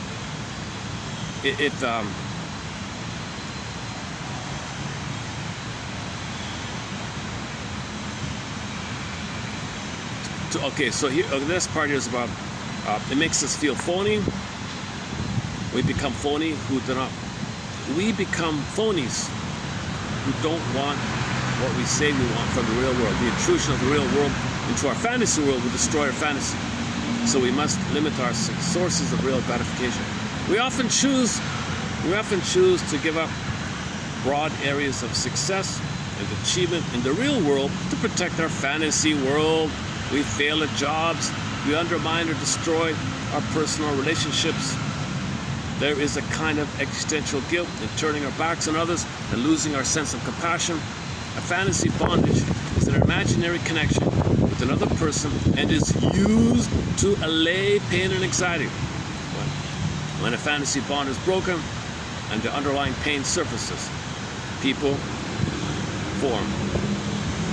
form tremendous resistance to the truth to ward off the pain of a breaking of these fantasy bondages. They will literally restrict themselves or weigh themselves down or whatever to hold on to these bonds. So they self-sabotage to maintain the fantasy bond. So they won't have a real love. They'll sacrifice a real healthy thing to protect the fantasy bond because they're in pain. Only the fantasy bond deals with the pain. A real thing steps them out of it, and they don't know how to do it, so they go back to the shackles. Breaking a bond is a painful process, but the alternative is to continue to live defensively and on the run from one's feelings. On the run again. On the run again. Running on empty. Running on empty. That is, having one parent after another, one painkiller after another. In conclusion, you're running on empty. One substitute symbolic parent after another, or one painkiller after another. Same thing idea. Let's see if the phone will read it out here.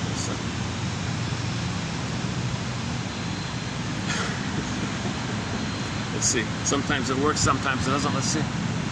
Hopefully it works. A neurotic lifestyle is characterized by a progressive cutting off of real feelings to avoid experiencing pain and anxiety. In the course of attempting to minimize suffering in our early lives, we end up not only blocking out pain but limiting our emotions of joy and exhilaration as well. The methods we use to dull our pain may become addictive. They temporarily make us feel better. But we become increasingly debilitated by the effects of cutting off from our feelings. Anxiety rises whenever our suppressed feelings threaten to break through to consciousness. This can complete the destructive cycle, for then we feel we must further tighten up our defenses. When we choose a life that is open, full of feeling, and reasonably undefended, a lot of our natural energy is liberated. It may seem foolish to attempt to persuade a person who has had a great deal of pain in his personal life to give up the negative outlook that he acquired for perfectly valid reasons. Nevertheless, maintaining cynical attitudes is more damaging in the long run than taking chances and even actually being hurt again. The choice of a lifestyle which cuts off feelings. A life of pseudo-independence is contrasted with a life of real independence. The more an individual has been emotionally deprived and frustrated in his early life, the more he will rely on addictive defenses that give the illusion of self-sufficiency and that further albatross him.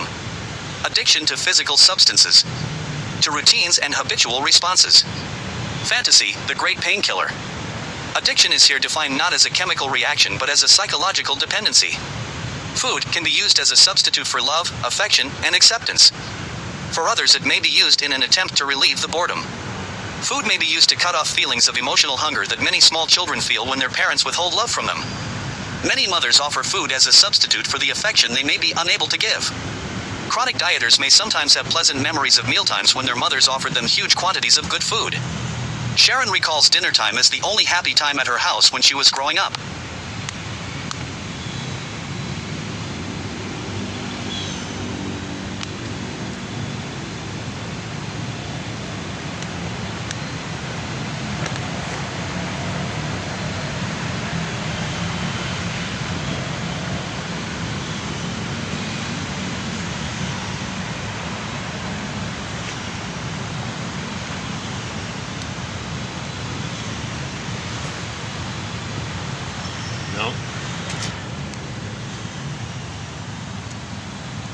It often stalls just halfway through. Like it just stalled there. I don't know why it does that.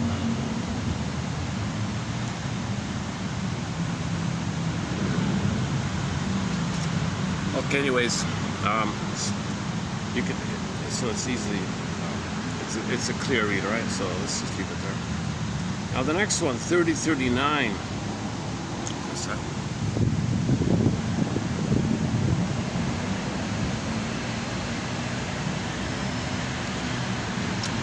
Okay, so one aspect of what we call object relations theory is that you're supposed to, these images you have, you're supposed to update it, things get better, but if you don't update it, then you keep it like that. That's the issue, right? That means you're always seeing things through the fixed past. You're supposed to realize the present, not the past, and your images update. Object relations theory identifies the internal images that an individual develops during infancy within the close mothering or parenting relationships, i.e. objects. In normal development, these internal images reflect accurately the reality of the person or close object. And these are available to the infant to be reshaped and redefined by incoming experiences and data when this normal process is disrupted. These internal images become inflexible, stereotyped, and unamenable to modification by new data. Okay, because you're clinging. You create a deep, deep existential conclusion, an assumption. When you're hurt, and mother said this awful thing, and you made it a part yourself, it's deeply wired in. It's your survival system. You coped in a certain way, either or, fantasy bond, pain, reject, pleasurized by chasing cookies, make excuses. You create the system, and like, wow, you know, and then no matter what you get in life, you reject it because it's not supposed to be like that. You're supposed to be loved enough to be able to, okay, new information I can update, new information I can update. So you can learn and grow like that. So traumatized people get married, they're just recreating the past. Those marriages become like sour milk because they don't update, they don't accept new things. Right? Okay, next one here.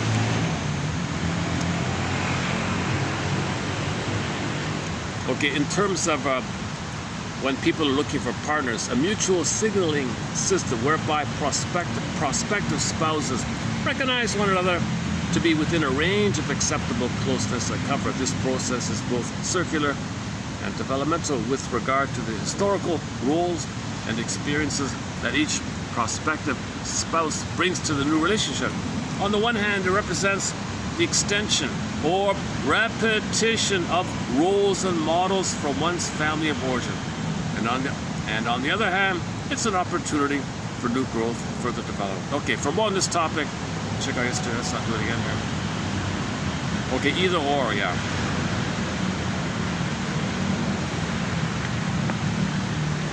Okay, BPD, so we clearly see the either or dramatics, all good, all bad, with narcissism, BPD, and bullies and all that.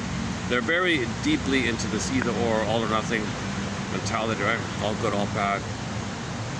The defense mechanism of psychic splitting is utilized to deal with the ambivalence experienced in close relationships, which since infancy has been perceived as intolerable. Mother was intolerable, either or. How does it even in fantasy? See, this is the theory that it is a question of heaven and hell for the baby. Nursing, mother, reverie, her attunement, her entrainment, her presence and love and understanding, heaven. Click, misattuned, using the child, hell, shame, burning, biting, feeling, hate, attacking himself. So self-system, anti-self system, heaven and hell. The hell, get the shame, burning, biting, feeling, means the shame, and you're attacking yourself, you're hurting yourself, anti-self system. You internalize your mother's rejecting voice and saying you're doing it to yourself. So mother says, I don't want you. You say that to yourself. Okay, mother, I don't want me. Good. What an awful thing. What an awful trance or hypnosis.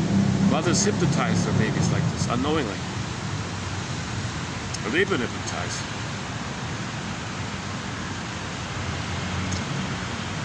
Okay, so yesterday's one, I feel like there's a lot of room for improvement in explaining it. I'm not fully clear on myself. I'm struggling with yesterday's video about, so in general, first of all, they tend to go together. Either or thinking, okay? So when you feel stress in your life, you revert to either or. Now, when you revert to either or in the present, that means you're gonna project one side and then coax people to play that other side to maintain the either or. That's called projective dedication. So they kind of go together, melody climb. So your trigger, either or, click, click, I'm right, you're wrong. I'm good, you're bad. Things like that, right? And then you coax, prod, and want to show signs of it. You're demanding to prove that they're bad because you don't want to feel that anti-self in you. So self, anti-self idea. No, either or. No, that's a different way of putting it. The self is called self-activation, triggers the abandonment, the pressure of the anti-self, which leads to defense. So if the mother doesn't, so one example was the father felt like a failure. He felt unhappy and unsatisfied. He felt like a loser or whatever, quote unquote, to use this term. So he wanted the kid to show those things. You're a failure. You're a loser. Who do you think you are? You think you're better than me? All that stuff. So that kid would sabotage his career, sabotage his happiness, because he internalized his father's voice. Only when he told the father, that's your, don't put that on me, father, that's you, not me. You said I'm no good. But I ended up saying I'm no good. Wait a minute, I learned that from you. You said to me I'm no good. That's the voice therapy by Mr. Firestone.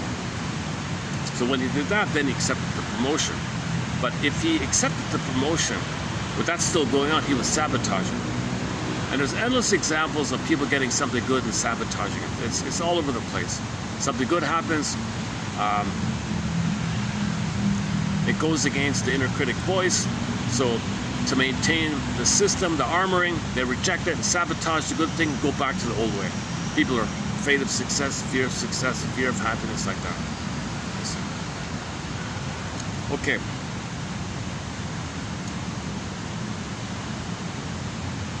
Okay, another thing the Firestone and these guys and these other ones say, sorry, this one here, hang on.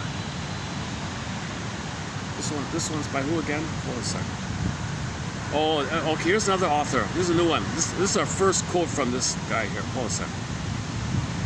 This guy, we have other quotes to this effect, but he says it also. A lot of the anger that people may engage in, it's not some direct anger. It has a purpose to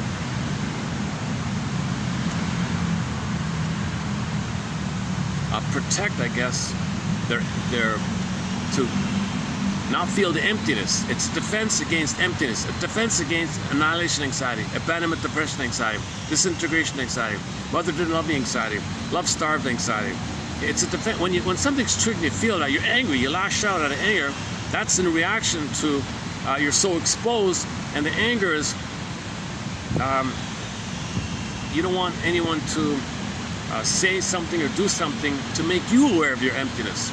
So somebody gives you feedback and you lash out, that's because you're feeling the emptiness. So anger is not an organic, separate thing. There's a positive, not a positive, there's an antecedent. The fear then leads to the anger. So fear first, then the anger. So the people don't get this basic link. First there's fear, and when you feel too much fear, you're gonna perish fear, then the anger. Like you're cornered kind of idea, then you're angry. You're not first angry as a separate thing.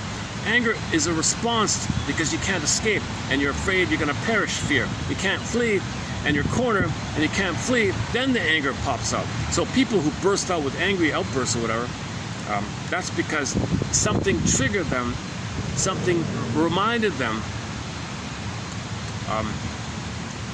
something outside their little setup, outside the structure. If they think they're a king and a god, and you tell them you're not a king and a god, they lash out. They think they're a king and a god. So the boy said to the schizoid father, let's play ball. And he barked at him, shouted violently, shouted at him, go away. Don't interrupt my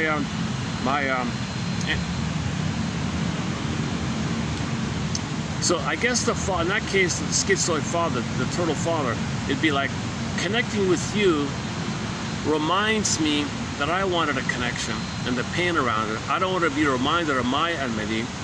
I don't know how to do it as well. I feel uncomfortable. It goes against my image of being so perfect. I'm going to fail at doing it. I'm reminded of the pain of one. I once needed to play ball with my father. I had no father. And you want me to be a father? I hate this idea. I hate all this. So he feels exposed. So when you feel like vulnerability exposed, that's why a lot of people say hate weakness, hate vulnerability, taboo and tender, taboo and feeling, taboo on means taboo on your fear of that you feel empty inside. Now people feel empty inside when they're not loved by their mother, and the primary needs are still there. They didn't get enough love to have an identity. If you have an identity, you don't lash out like that. Only people who have no identity lash out like that. And he says that here. All right. Structural analysis indicates that highly specific defensive operations underlie. Okay, this is an old quote from 1960 or something, 1950 or 60. So a little jargon here. So forgive psychology for its jargon. Please just forgive it, says Robert Bly. Okay, so defensive operations underlie the aggressive behavior. Don't think of it as just too simply like a label, well, poor impulse control, or just aggressive, or just weak ego by okay, so he says you got to have a context, right? It is often important to seek, so the therapist should know that if the client is barking at him, the client feels disintegration anxiety, fear. You couldn't take the feedback, couldn't take the question, couldn't take the interpretation, you couldn't trust, so he barked at him. So the therapist is going to be tempted to hate him and fight back or whatever, but he's got to understand why he's being like that, right? It is often important to seek out the defensive aspect of the patient's or the client's aggression, while so the therapist doing this helps to delay his response, and may help the therapist to bring him closer to the essential issue of the client's narcissistic vulnerability. Simply stated, the patient attacks in the interest of self-defense. You hear that all the time, right? So he's only doing it in self-defense. What self-defense are you talking about? You're not in the nursery. You're not going to die. I feel like I'm going to die. I got to self-defense. What the hell? You're an adult. But the puppet master doesn't know time. The inner child of the past doesn't know time. You're coming from the past. You're living in the past, dwelling in the past. You're not in the present. You're reliving the past all the time. The 45 record. Every neurotic is a music enthusiast. In early parent-child interactions, parents may project their own needs onto their children excessively, never allowing them their individuality. Such feelings are also projected onto the therapist, who is seen as using the patient for his own needs. Okay, so if the mother used the boy to take care of her, that's his MO. He thinks the therapist is going to use him. You're using me for your selfish interest, so he's triggered. Often the therapist's response may support this conviction. Therapist may do something that kind of makes it easy for him to think that. As therapy proceeds, however, the projective distortion is corrected and the client integrates the therapist's concern. He's not like that. All right. My view of BPD, NPD, etc. emphasizes the vulnerability that has arisen from these clients' inability to integrate important early introjects, good and bad. So they didn't find both and. They never found a way to find both and. Third side of the coin, both and. They don't. It's either or. So you're supposed to end up in child development with both and.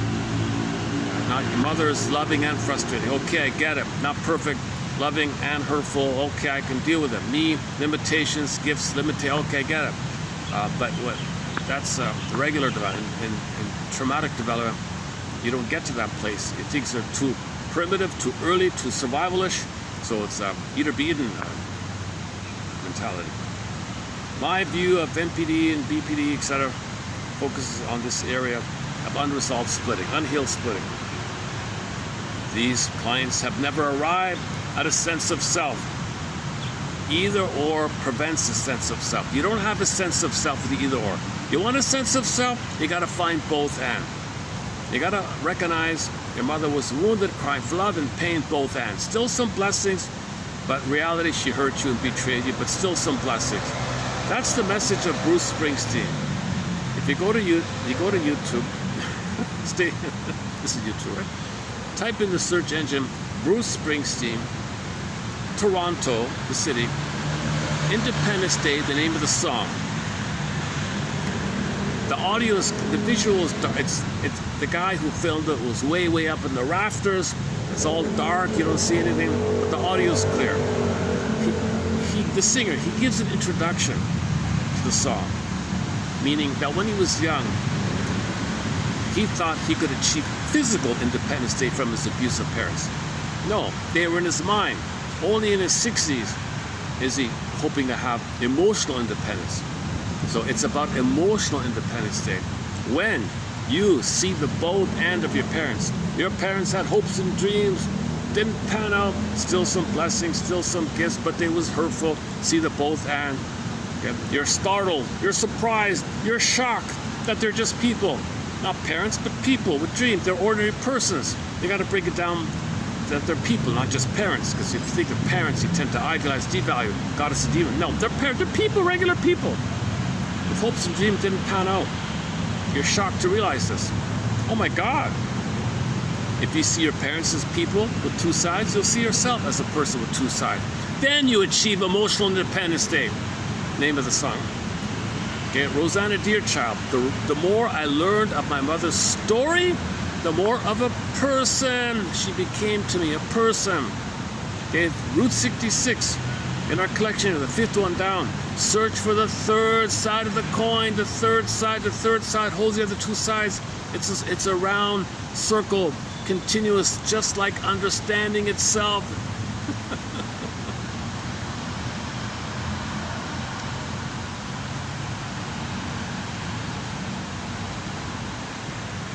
Okay, so if you don't have a sense of self with either or. These clients feel that okay, all these negative things. I have no right. I'm not worthy, etc. They feel they have no existence right inside. They feel like they're not there. Like they feel empty, hollow, the hollow man, all this stuff. All right. The client suffers from a continuing conviction that he is unwanted, unloved, unredeemable, damned, and guilty. Oh boy. This unsupportable feeling state must be dealt with continually, largely by, so the client deals with this pain with either or, and project one side. I'm good, you're no good. So all your prejudice is going to come from there. Okay, all your either or is going to come from there. Okay, next part here. The threat that is posed to BPD and MPD characters derive from the negation imposed by aggressive interjects and from the defensive compromise itself, i.e. splitting the good from the bad. All right. So you internalize mother saying, I hate you. Father, I don't want you. I don't want myself. Mother hates me. I hate myself. Father's on me. I'm unwanted. Mother says, I don't want to love you. Oh, I'm unlovable. Father says, go away. Oh, I should go away. I shouldn't be here. You internalize these voices. Then you deal with it, click, either or, to manage the pain of it all. Fantasy, goddess, all this hateful stuff, no. Project it out. Others are bad. World's bad. Okay, people are bad. Outside, bing, Pavlovian. Unfamiliar. Okay, fine. So the threat within, somebody says, that's why there's always this eagerness in the plunder system. When somebody wants to plunder a place, they say, oh, that place there, we want to plunder it. Why do you want to plunder? They're a threat. Oh, bing. Play the song Who What Night by April Wine, Pavlovian conditioning. It's easier to project the threat within when you say it's out. It's a defense mechanism, not feel the pain, because you can't integrate the two. You project one. People want to plunder a place, they're helping you to project one side because you don't know how to find the two sides of the coin. You don't know how to do Bruce Springsteen's third side of the coin, Hopes and Dreams song, Independence Day, Toronto, YouTube. You're avoiding that. It's easier to blame, project, okay, and do either or. I'm good, you're no good, I'm right, you're wrong. It's easier to do that than to heal the inner conflict, to forgive it. It's easier to blame than forgive your mother. It's easier to blame some outer than to understand that your mother was hurt and blame. Because you got to give up the fantasy bond, you got to give up smoking, drinking, gambling, promiscuity, all these other things, and get back your feelings. And it's hard work to do this, sir. You got to sit in a circle, you got to have knowledge and learn skills on how to free-associate, interpret your dreams, study all these quotes, and read the comic psychoanalysis, and bit by bit, like the fairy tale, washing the dishes, bit by bit. So we can borrow the image in the washing the dishes from the Italian film, 1967 Italian film about the miracle with Sophia Loren. She's got to wash the dishes, got a mountain pile of dirty dishes. She's got to wash it all. So this is what we're doing here in this collection here. Every day we're posting 10 quotes. Today only 3, but sometimes 10, sometimes 20. And you read the 10, and that's like washing the dishes. Find the one that's clean for you. The other 9 put aside maybe, and you keep washing the dishes. So we're washing the dishes here every day. In each video, we're trying to wash a dish here. In each video, yeah, I'm trying to wash a dish for myself. I'm just showing the idea that we got to wash the dishes, or watch the film by Omar Sharif and Sophia Loren called Beyond the Miracle. Something about miracle. Is it beyond the miracle or after the miracle? Nature's greatest miracle. So healing is a miracle. You didn't expect it, it happens. Healing happens. Nature does it. Nature is the miraculous force. Nature is this grand, great spirit, nature, power, all energy, and we can heal in our body. Right? We're connected to everything. We come from the earth like that. We're 70% salt water. The earth is 70% salt water. We came from the earth, billions of years, evolution, right? Somebody asked the comedian Steve Barron, "Are you an evolutionist or a creationist?"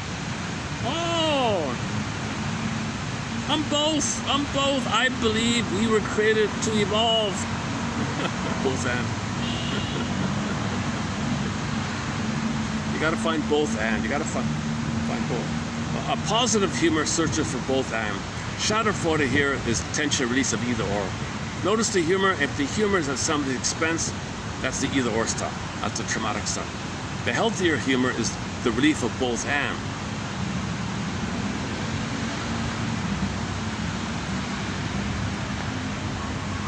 Where are we here? So when clients get angry, it's defense against vulnerability. Projection is defensive against an inner sense of negation. By projecting their lack of self-regard onto others, these patients achieve a temporary surcease from the constant claim made by their hostile interjects. Okay. When your mother was on the phone, you're not important, I'm not important. That's a hostile interject. Your anger is aggressive. You're very harshly, that's a harsh inner critic called the internal saboteur. Bear calls it the internal saboteur in your psyche, 5th column in your psyche. Okay. Howling man, devil, Satan. Okay. That's the Picasso. In the dream world, you put elements together, poof, monsters of the id, monsters of your unconscious, and it's attacking you. But this devil attacking you, okay, in the dream world, in the fairy tale, the demon attacking you, it means you want mother's love. It blocked her and rebounded on yourself. Poof, monsters attacking yourself, anti-self system. This is so part of this is the introject. We internalize, make a part of ourselves the voices. That's why parents really need to be in a good mood and a loving attitude, and he'll treat himself that way. If the parents are narcissistic and bitter, they'll pick it up and they'll talk to themselves. Parents need to be have a sense of self and feelings and want the baby, like an emotional. Kids pick up all this stuff, right?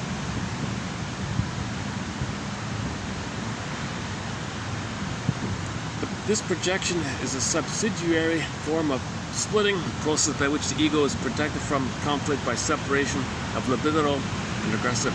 So,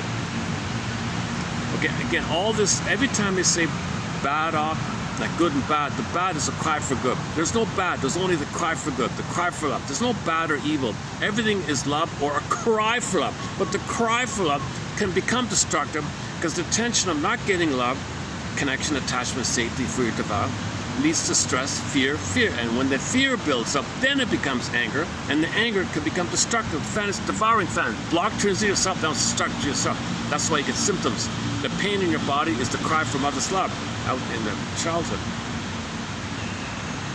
Oh boy, I'm really delivering this video in an extremely kind of a slightly, I'm not in the best mood today.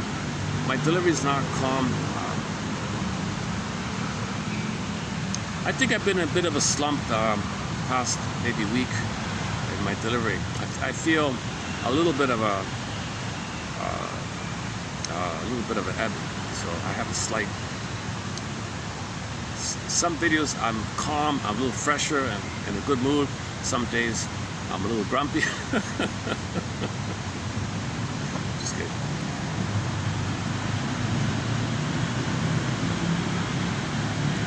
Okay, such clients often state that when they feel angry, they experience less vulnerability and more of a sense of being alive.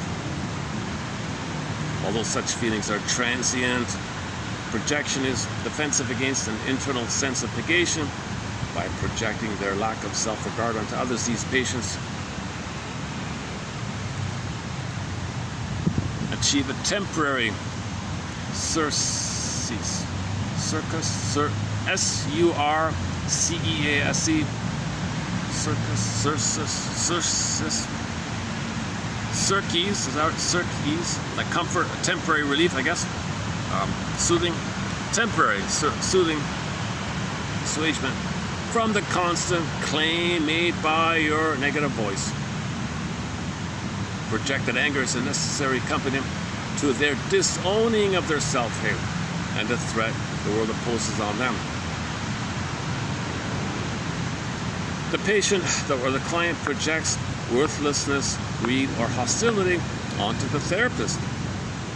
This projection is a subsidiary form of splitting, a process by which the ego is protected by conflict, by separation of, your fantasy bondage to your good mother and the mother who rejected you, internalized, you're attacking yourself. So the good and bad, so you keep it separate.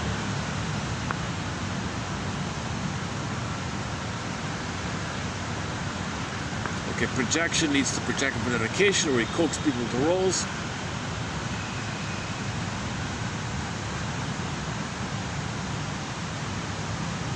And he talks about the therapist having what's called counter-transfer.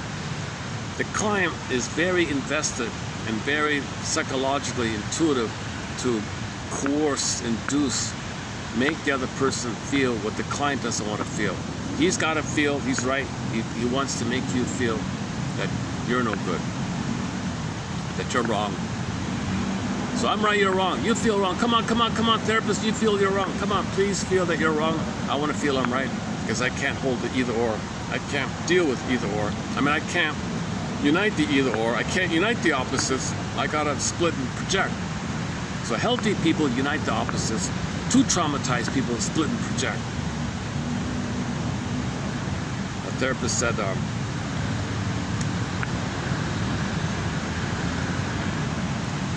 therapist might react to this somehow. If he does, then you're in a seesaw battle, back and forth. But the therapist said, no, I caught myself, and I was able to bring this to their awareness.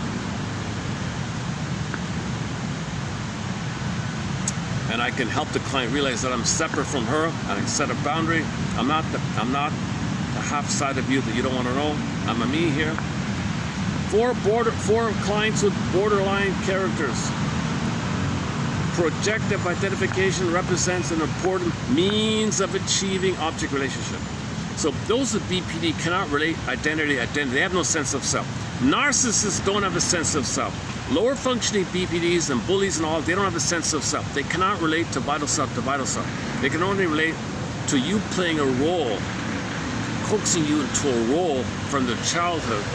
Okay, and they're in the past like that without a sense of self. That's the way they relate. Neurotics only can relate in one way. They can only feel in one way. They can only relate in one way. It's called transference. Remember the 45? That same relationship, that same feeling, same way of relating, same dynamic, same setup. They play it again, recreate. Neurotics, okay? BPDs and MPDs, of course they're neurotics. They're highly neurotic. They only have this one record, way of relating, way of feeling. It's limited. It's a limited way of relating, a limited way of feeling. It's armored, it's rigid. Every neurotic is a music enthusiast, but he only has 145. He carries it with him everywhere he goes. Every time he sees a turntable with never-ending fiery ardor, he reels off his one and only tune, way of relating, way of feeling. Their feeling is the same. Their way of relating is the same. Repetition component, they're reliving the past. They don't know anything new. Huh? Let's see how the Ribot. Let's see if the Ribot works for this one. Object relations theory identifies the internal images that an individual develops during infancy within the close mothering/parenting relationships, i.e., objects. In normal development, these internal images reflect accurately the reality of the person or close object, and these are available to the infant to be reshaped and redefined by incoming experiences and data.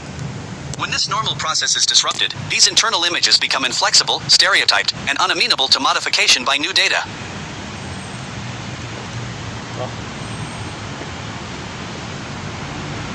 Seriously? A mutual signaling system whereby prospective spouses recognize one another to be within a range of acceptable closeness and comfort. This process is both circular and developmental with regard to the historical roles and experiences that each prospective spouse brings to the new relationship. On the one hand, it represents the extension or repetition of roles and models from one's family of origin, and on the other hand, it is an opportunity for new growth through further ego development. The defensive mechanism of splitting is utilized by the borderline carrier to deal with the ambivalence experienced in close relationships which since infancy has been perceived as intolerable.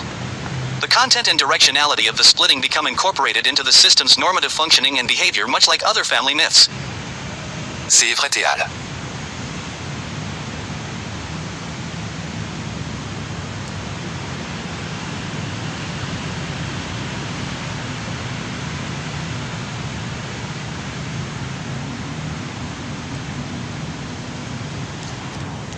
Did it again. Just froze partway through. Just froze partway through.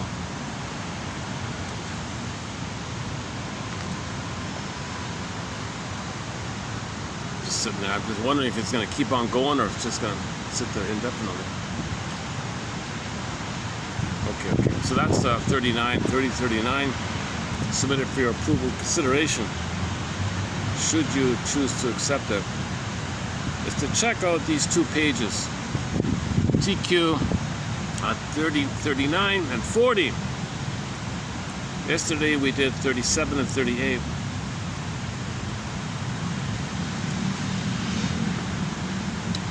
And see what you think.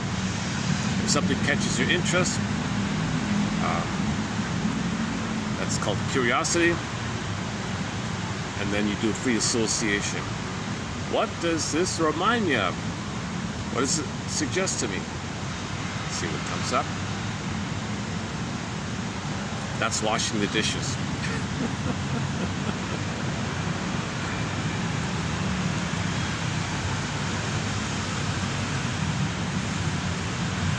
Let me see. Let me try again. Let's see if YouTube has a clip of the washing the dishes one. Hang on a second.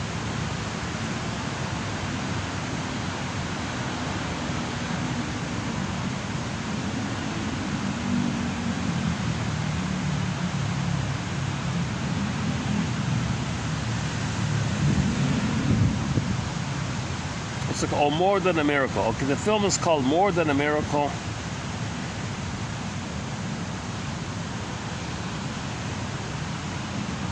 Okay, there's the film there. Sophia Loren and Omar Sharif.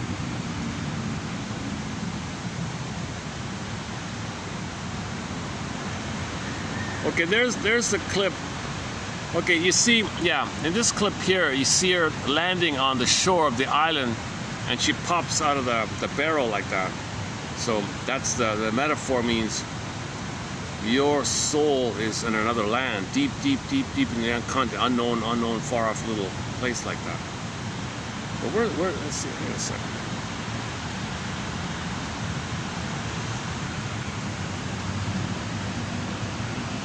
Is the washing machine scene in here? Hang on a second.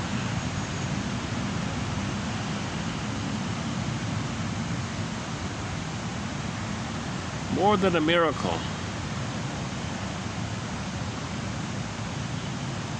Sophia Loren.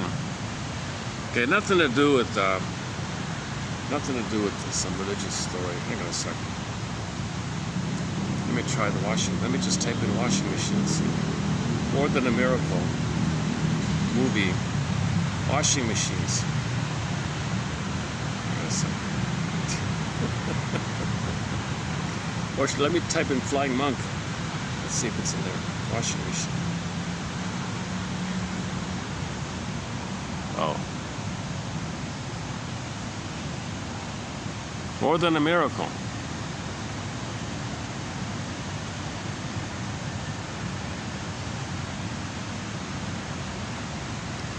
A fairy tale.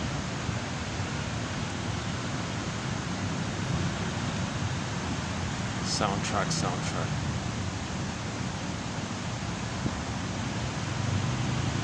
Let's see. Is that it there? Oh, here we go.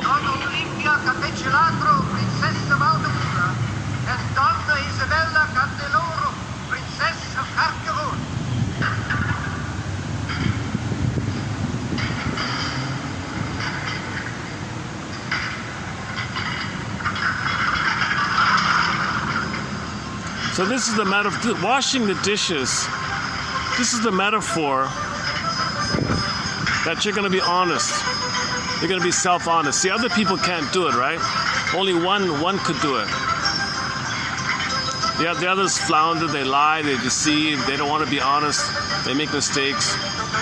So you want to be able to do what she's doing there. It's showing up here. Oh, sorry.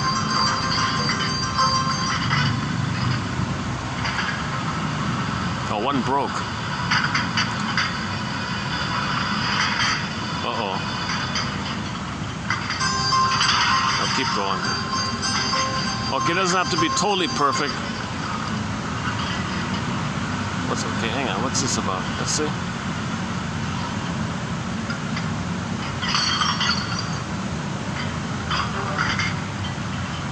So there's something in the psyche that's troubling you. There's something deeply broken in the psyche. There's something you really can't know, I guess. So there's something missing in your unconscious. Some part of you that's still fragmented. Can you accept it? Maybe is that it? Let's see. Okay, approach your psyche with love. Okay, okay. So approach your psyche, approach yourself with self-love, maybe. Have a deeper, tender attitude toward yourself. Don't be aggressive towards yourself.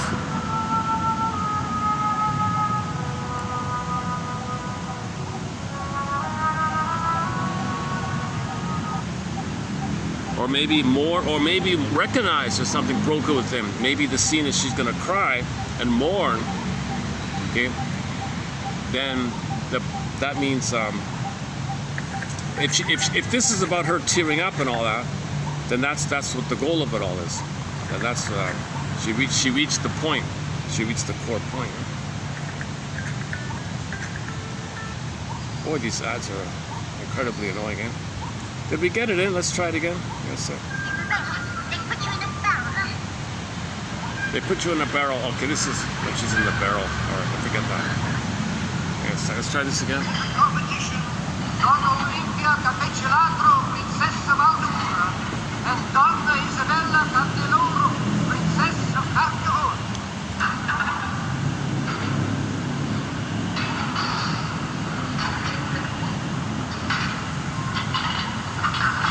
So you got to think of this as a dream. In your dream, inside of you, the person whom this is inside means they're facing themselves. So this is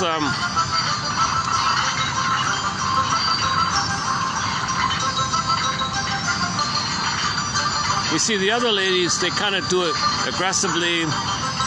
They're maybe clumsy or something. It's not a domestic skill.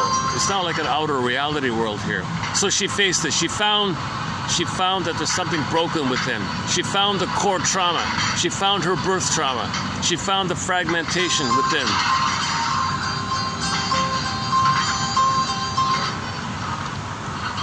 Now you got to face the truth that there's trauma. That's a symbol of trauma. The traumatized soul. Why'd you throw it away? It keeps coming back, huh?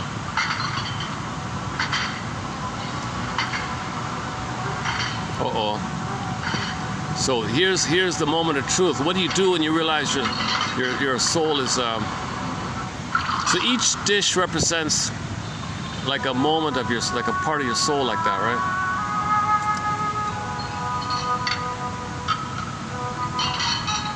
So now there's got to be an acceptance.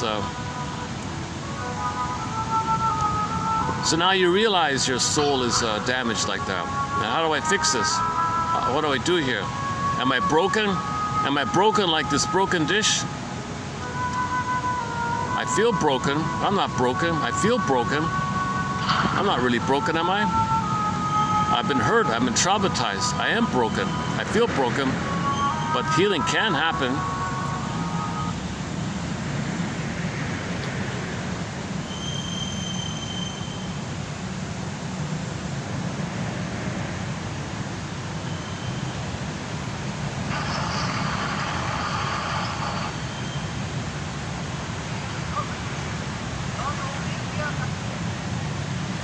Yesterday I tried to play Carly Simon, that one there, the two of them.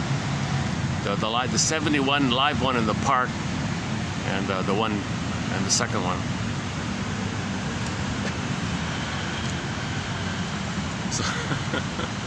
So this is a fairy tale. Keep it in mind, it's a fairy tale, right?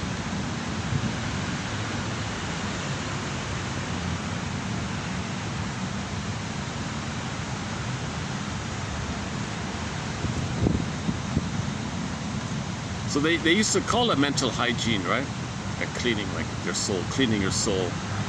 Like dental hygiene, emotional hygiene, cleaning your psyche, cleaning your insides, like means accepting yourself. If you reject yourself, you feel icky. So if you accept yourself, you feel cleaner. So each time you accept something, so each dish she cleaned, it's like accepting something. So that's a cleaning idea. So you want to get to a point where you face the deepest point. The last plate was broken, right? And then what? So you can imagine what might happen, right? She cries, she holds the dishes, she cries, the tears, and then poof, the dish is healed. So when she cries on the broken dishes, it'll be healed. So mourning is the healing. So I'm gonna guess here that she's crying at this point. And the dish is healed, right? And the other character, you saw the way they're washing the dishes, angrily, competitively. They're not really, they don't know what they're doing, right?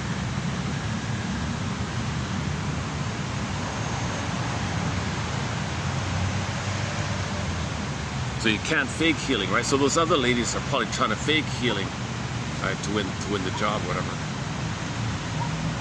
So these contests where the prince gives some contest to the ladies like that, it's not an outer thing like that. How are we doing here? You know, I've only got maybe 20 minutes left on my storage, so maybe I'll just start to wind down here. Battery's holding up, okay.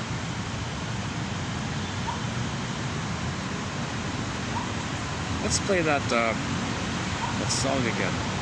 It's called Tema del Principal. Is that right? Let's try it again.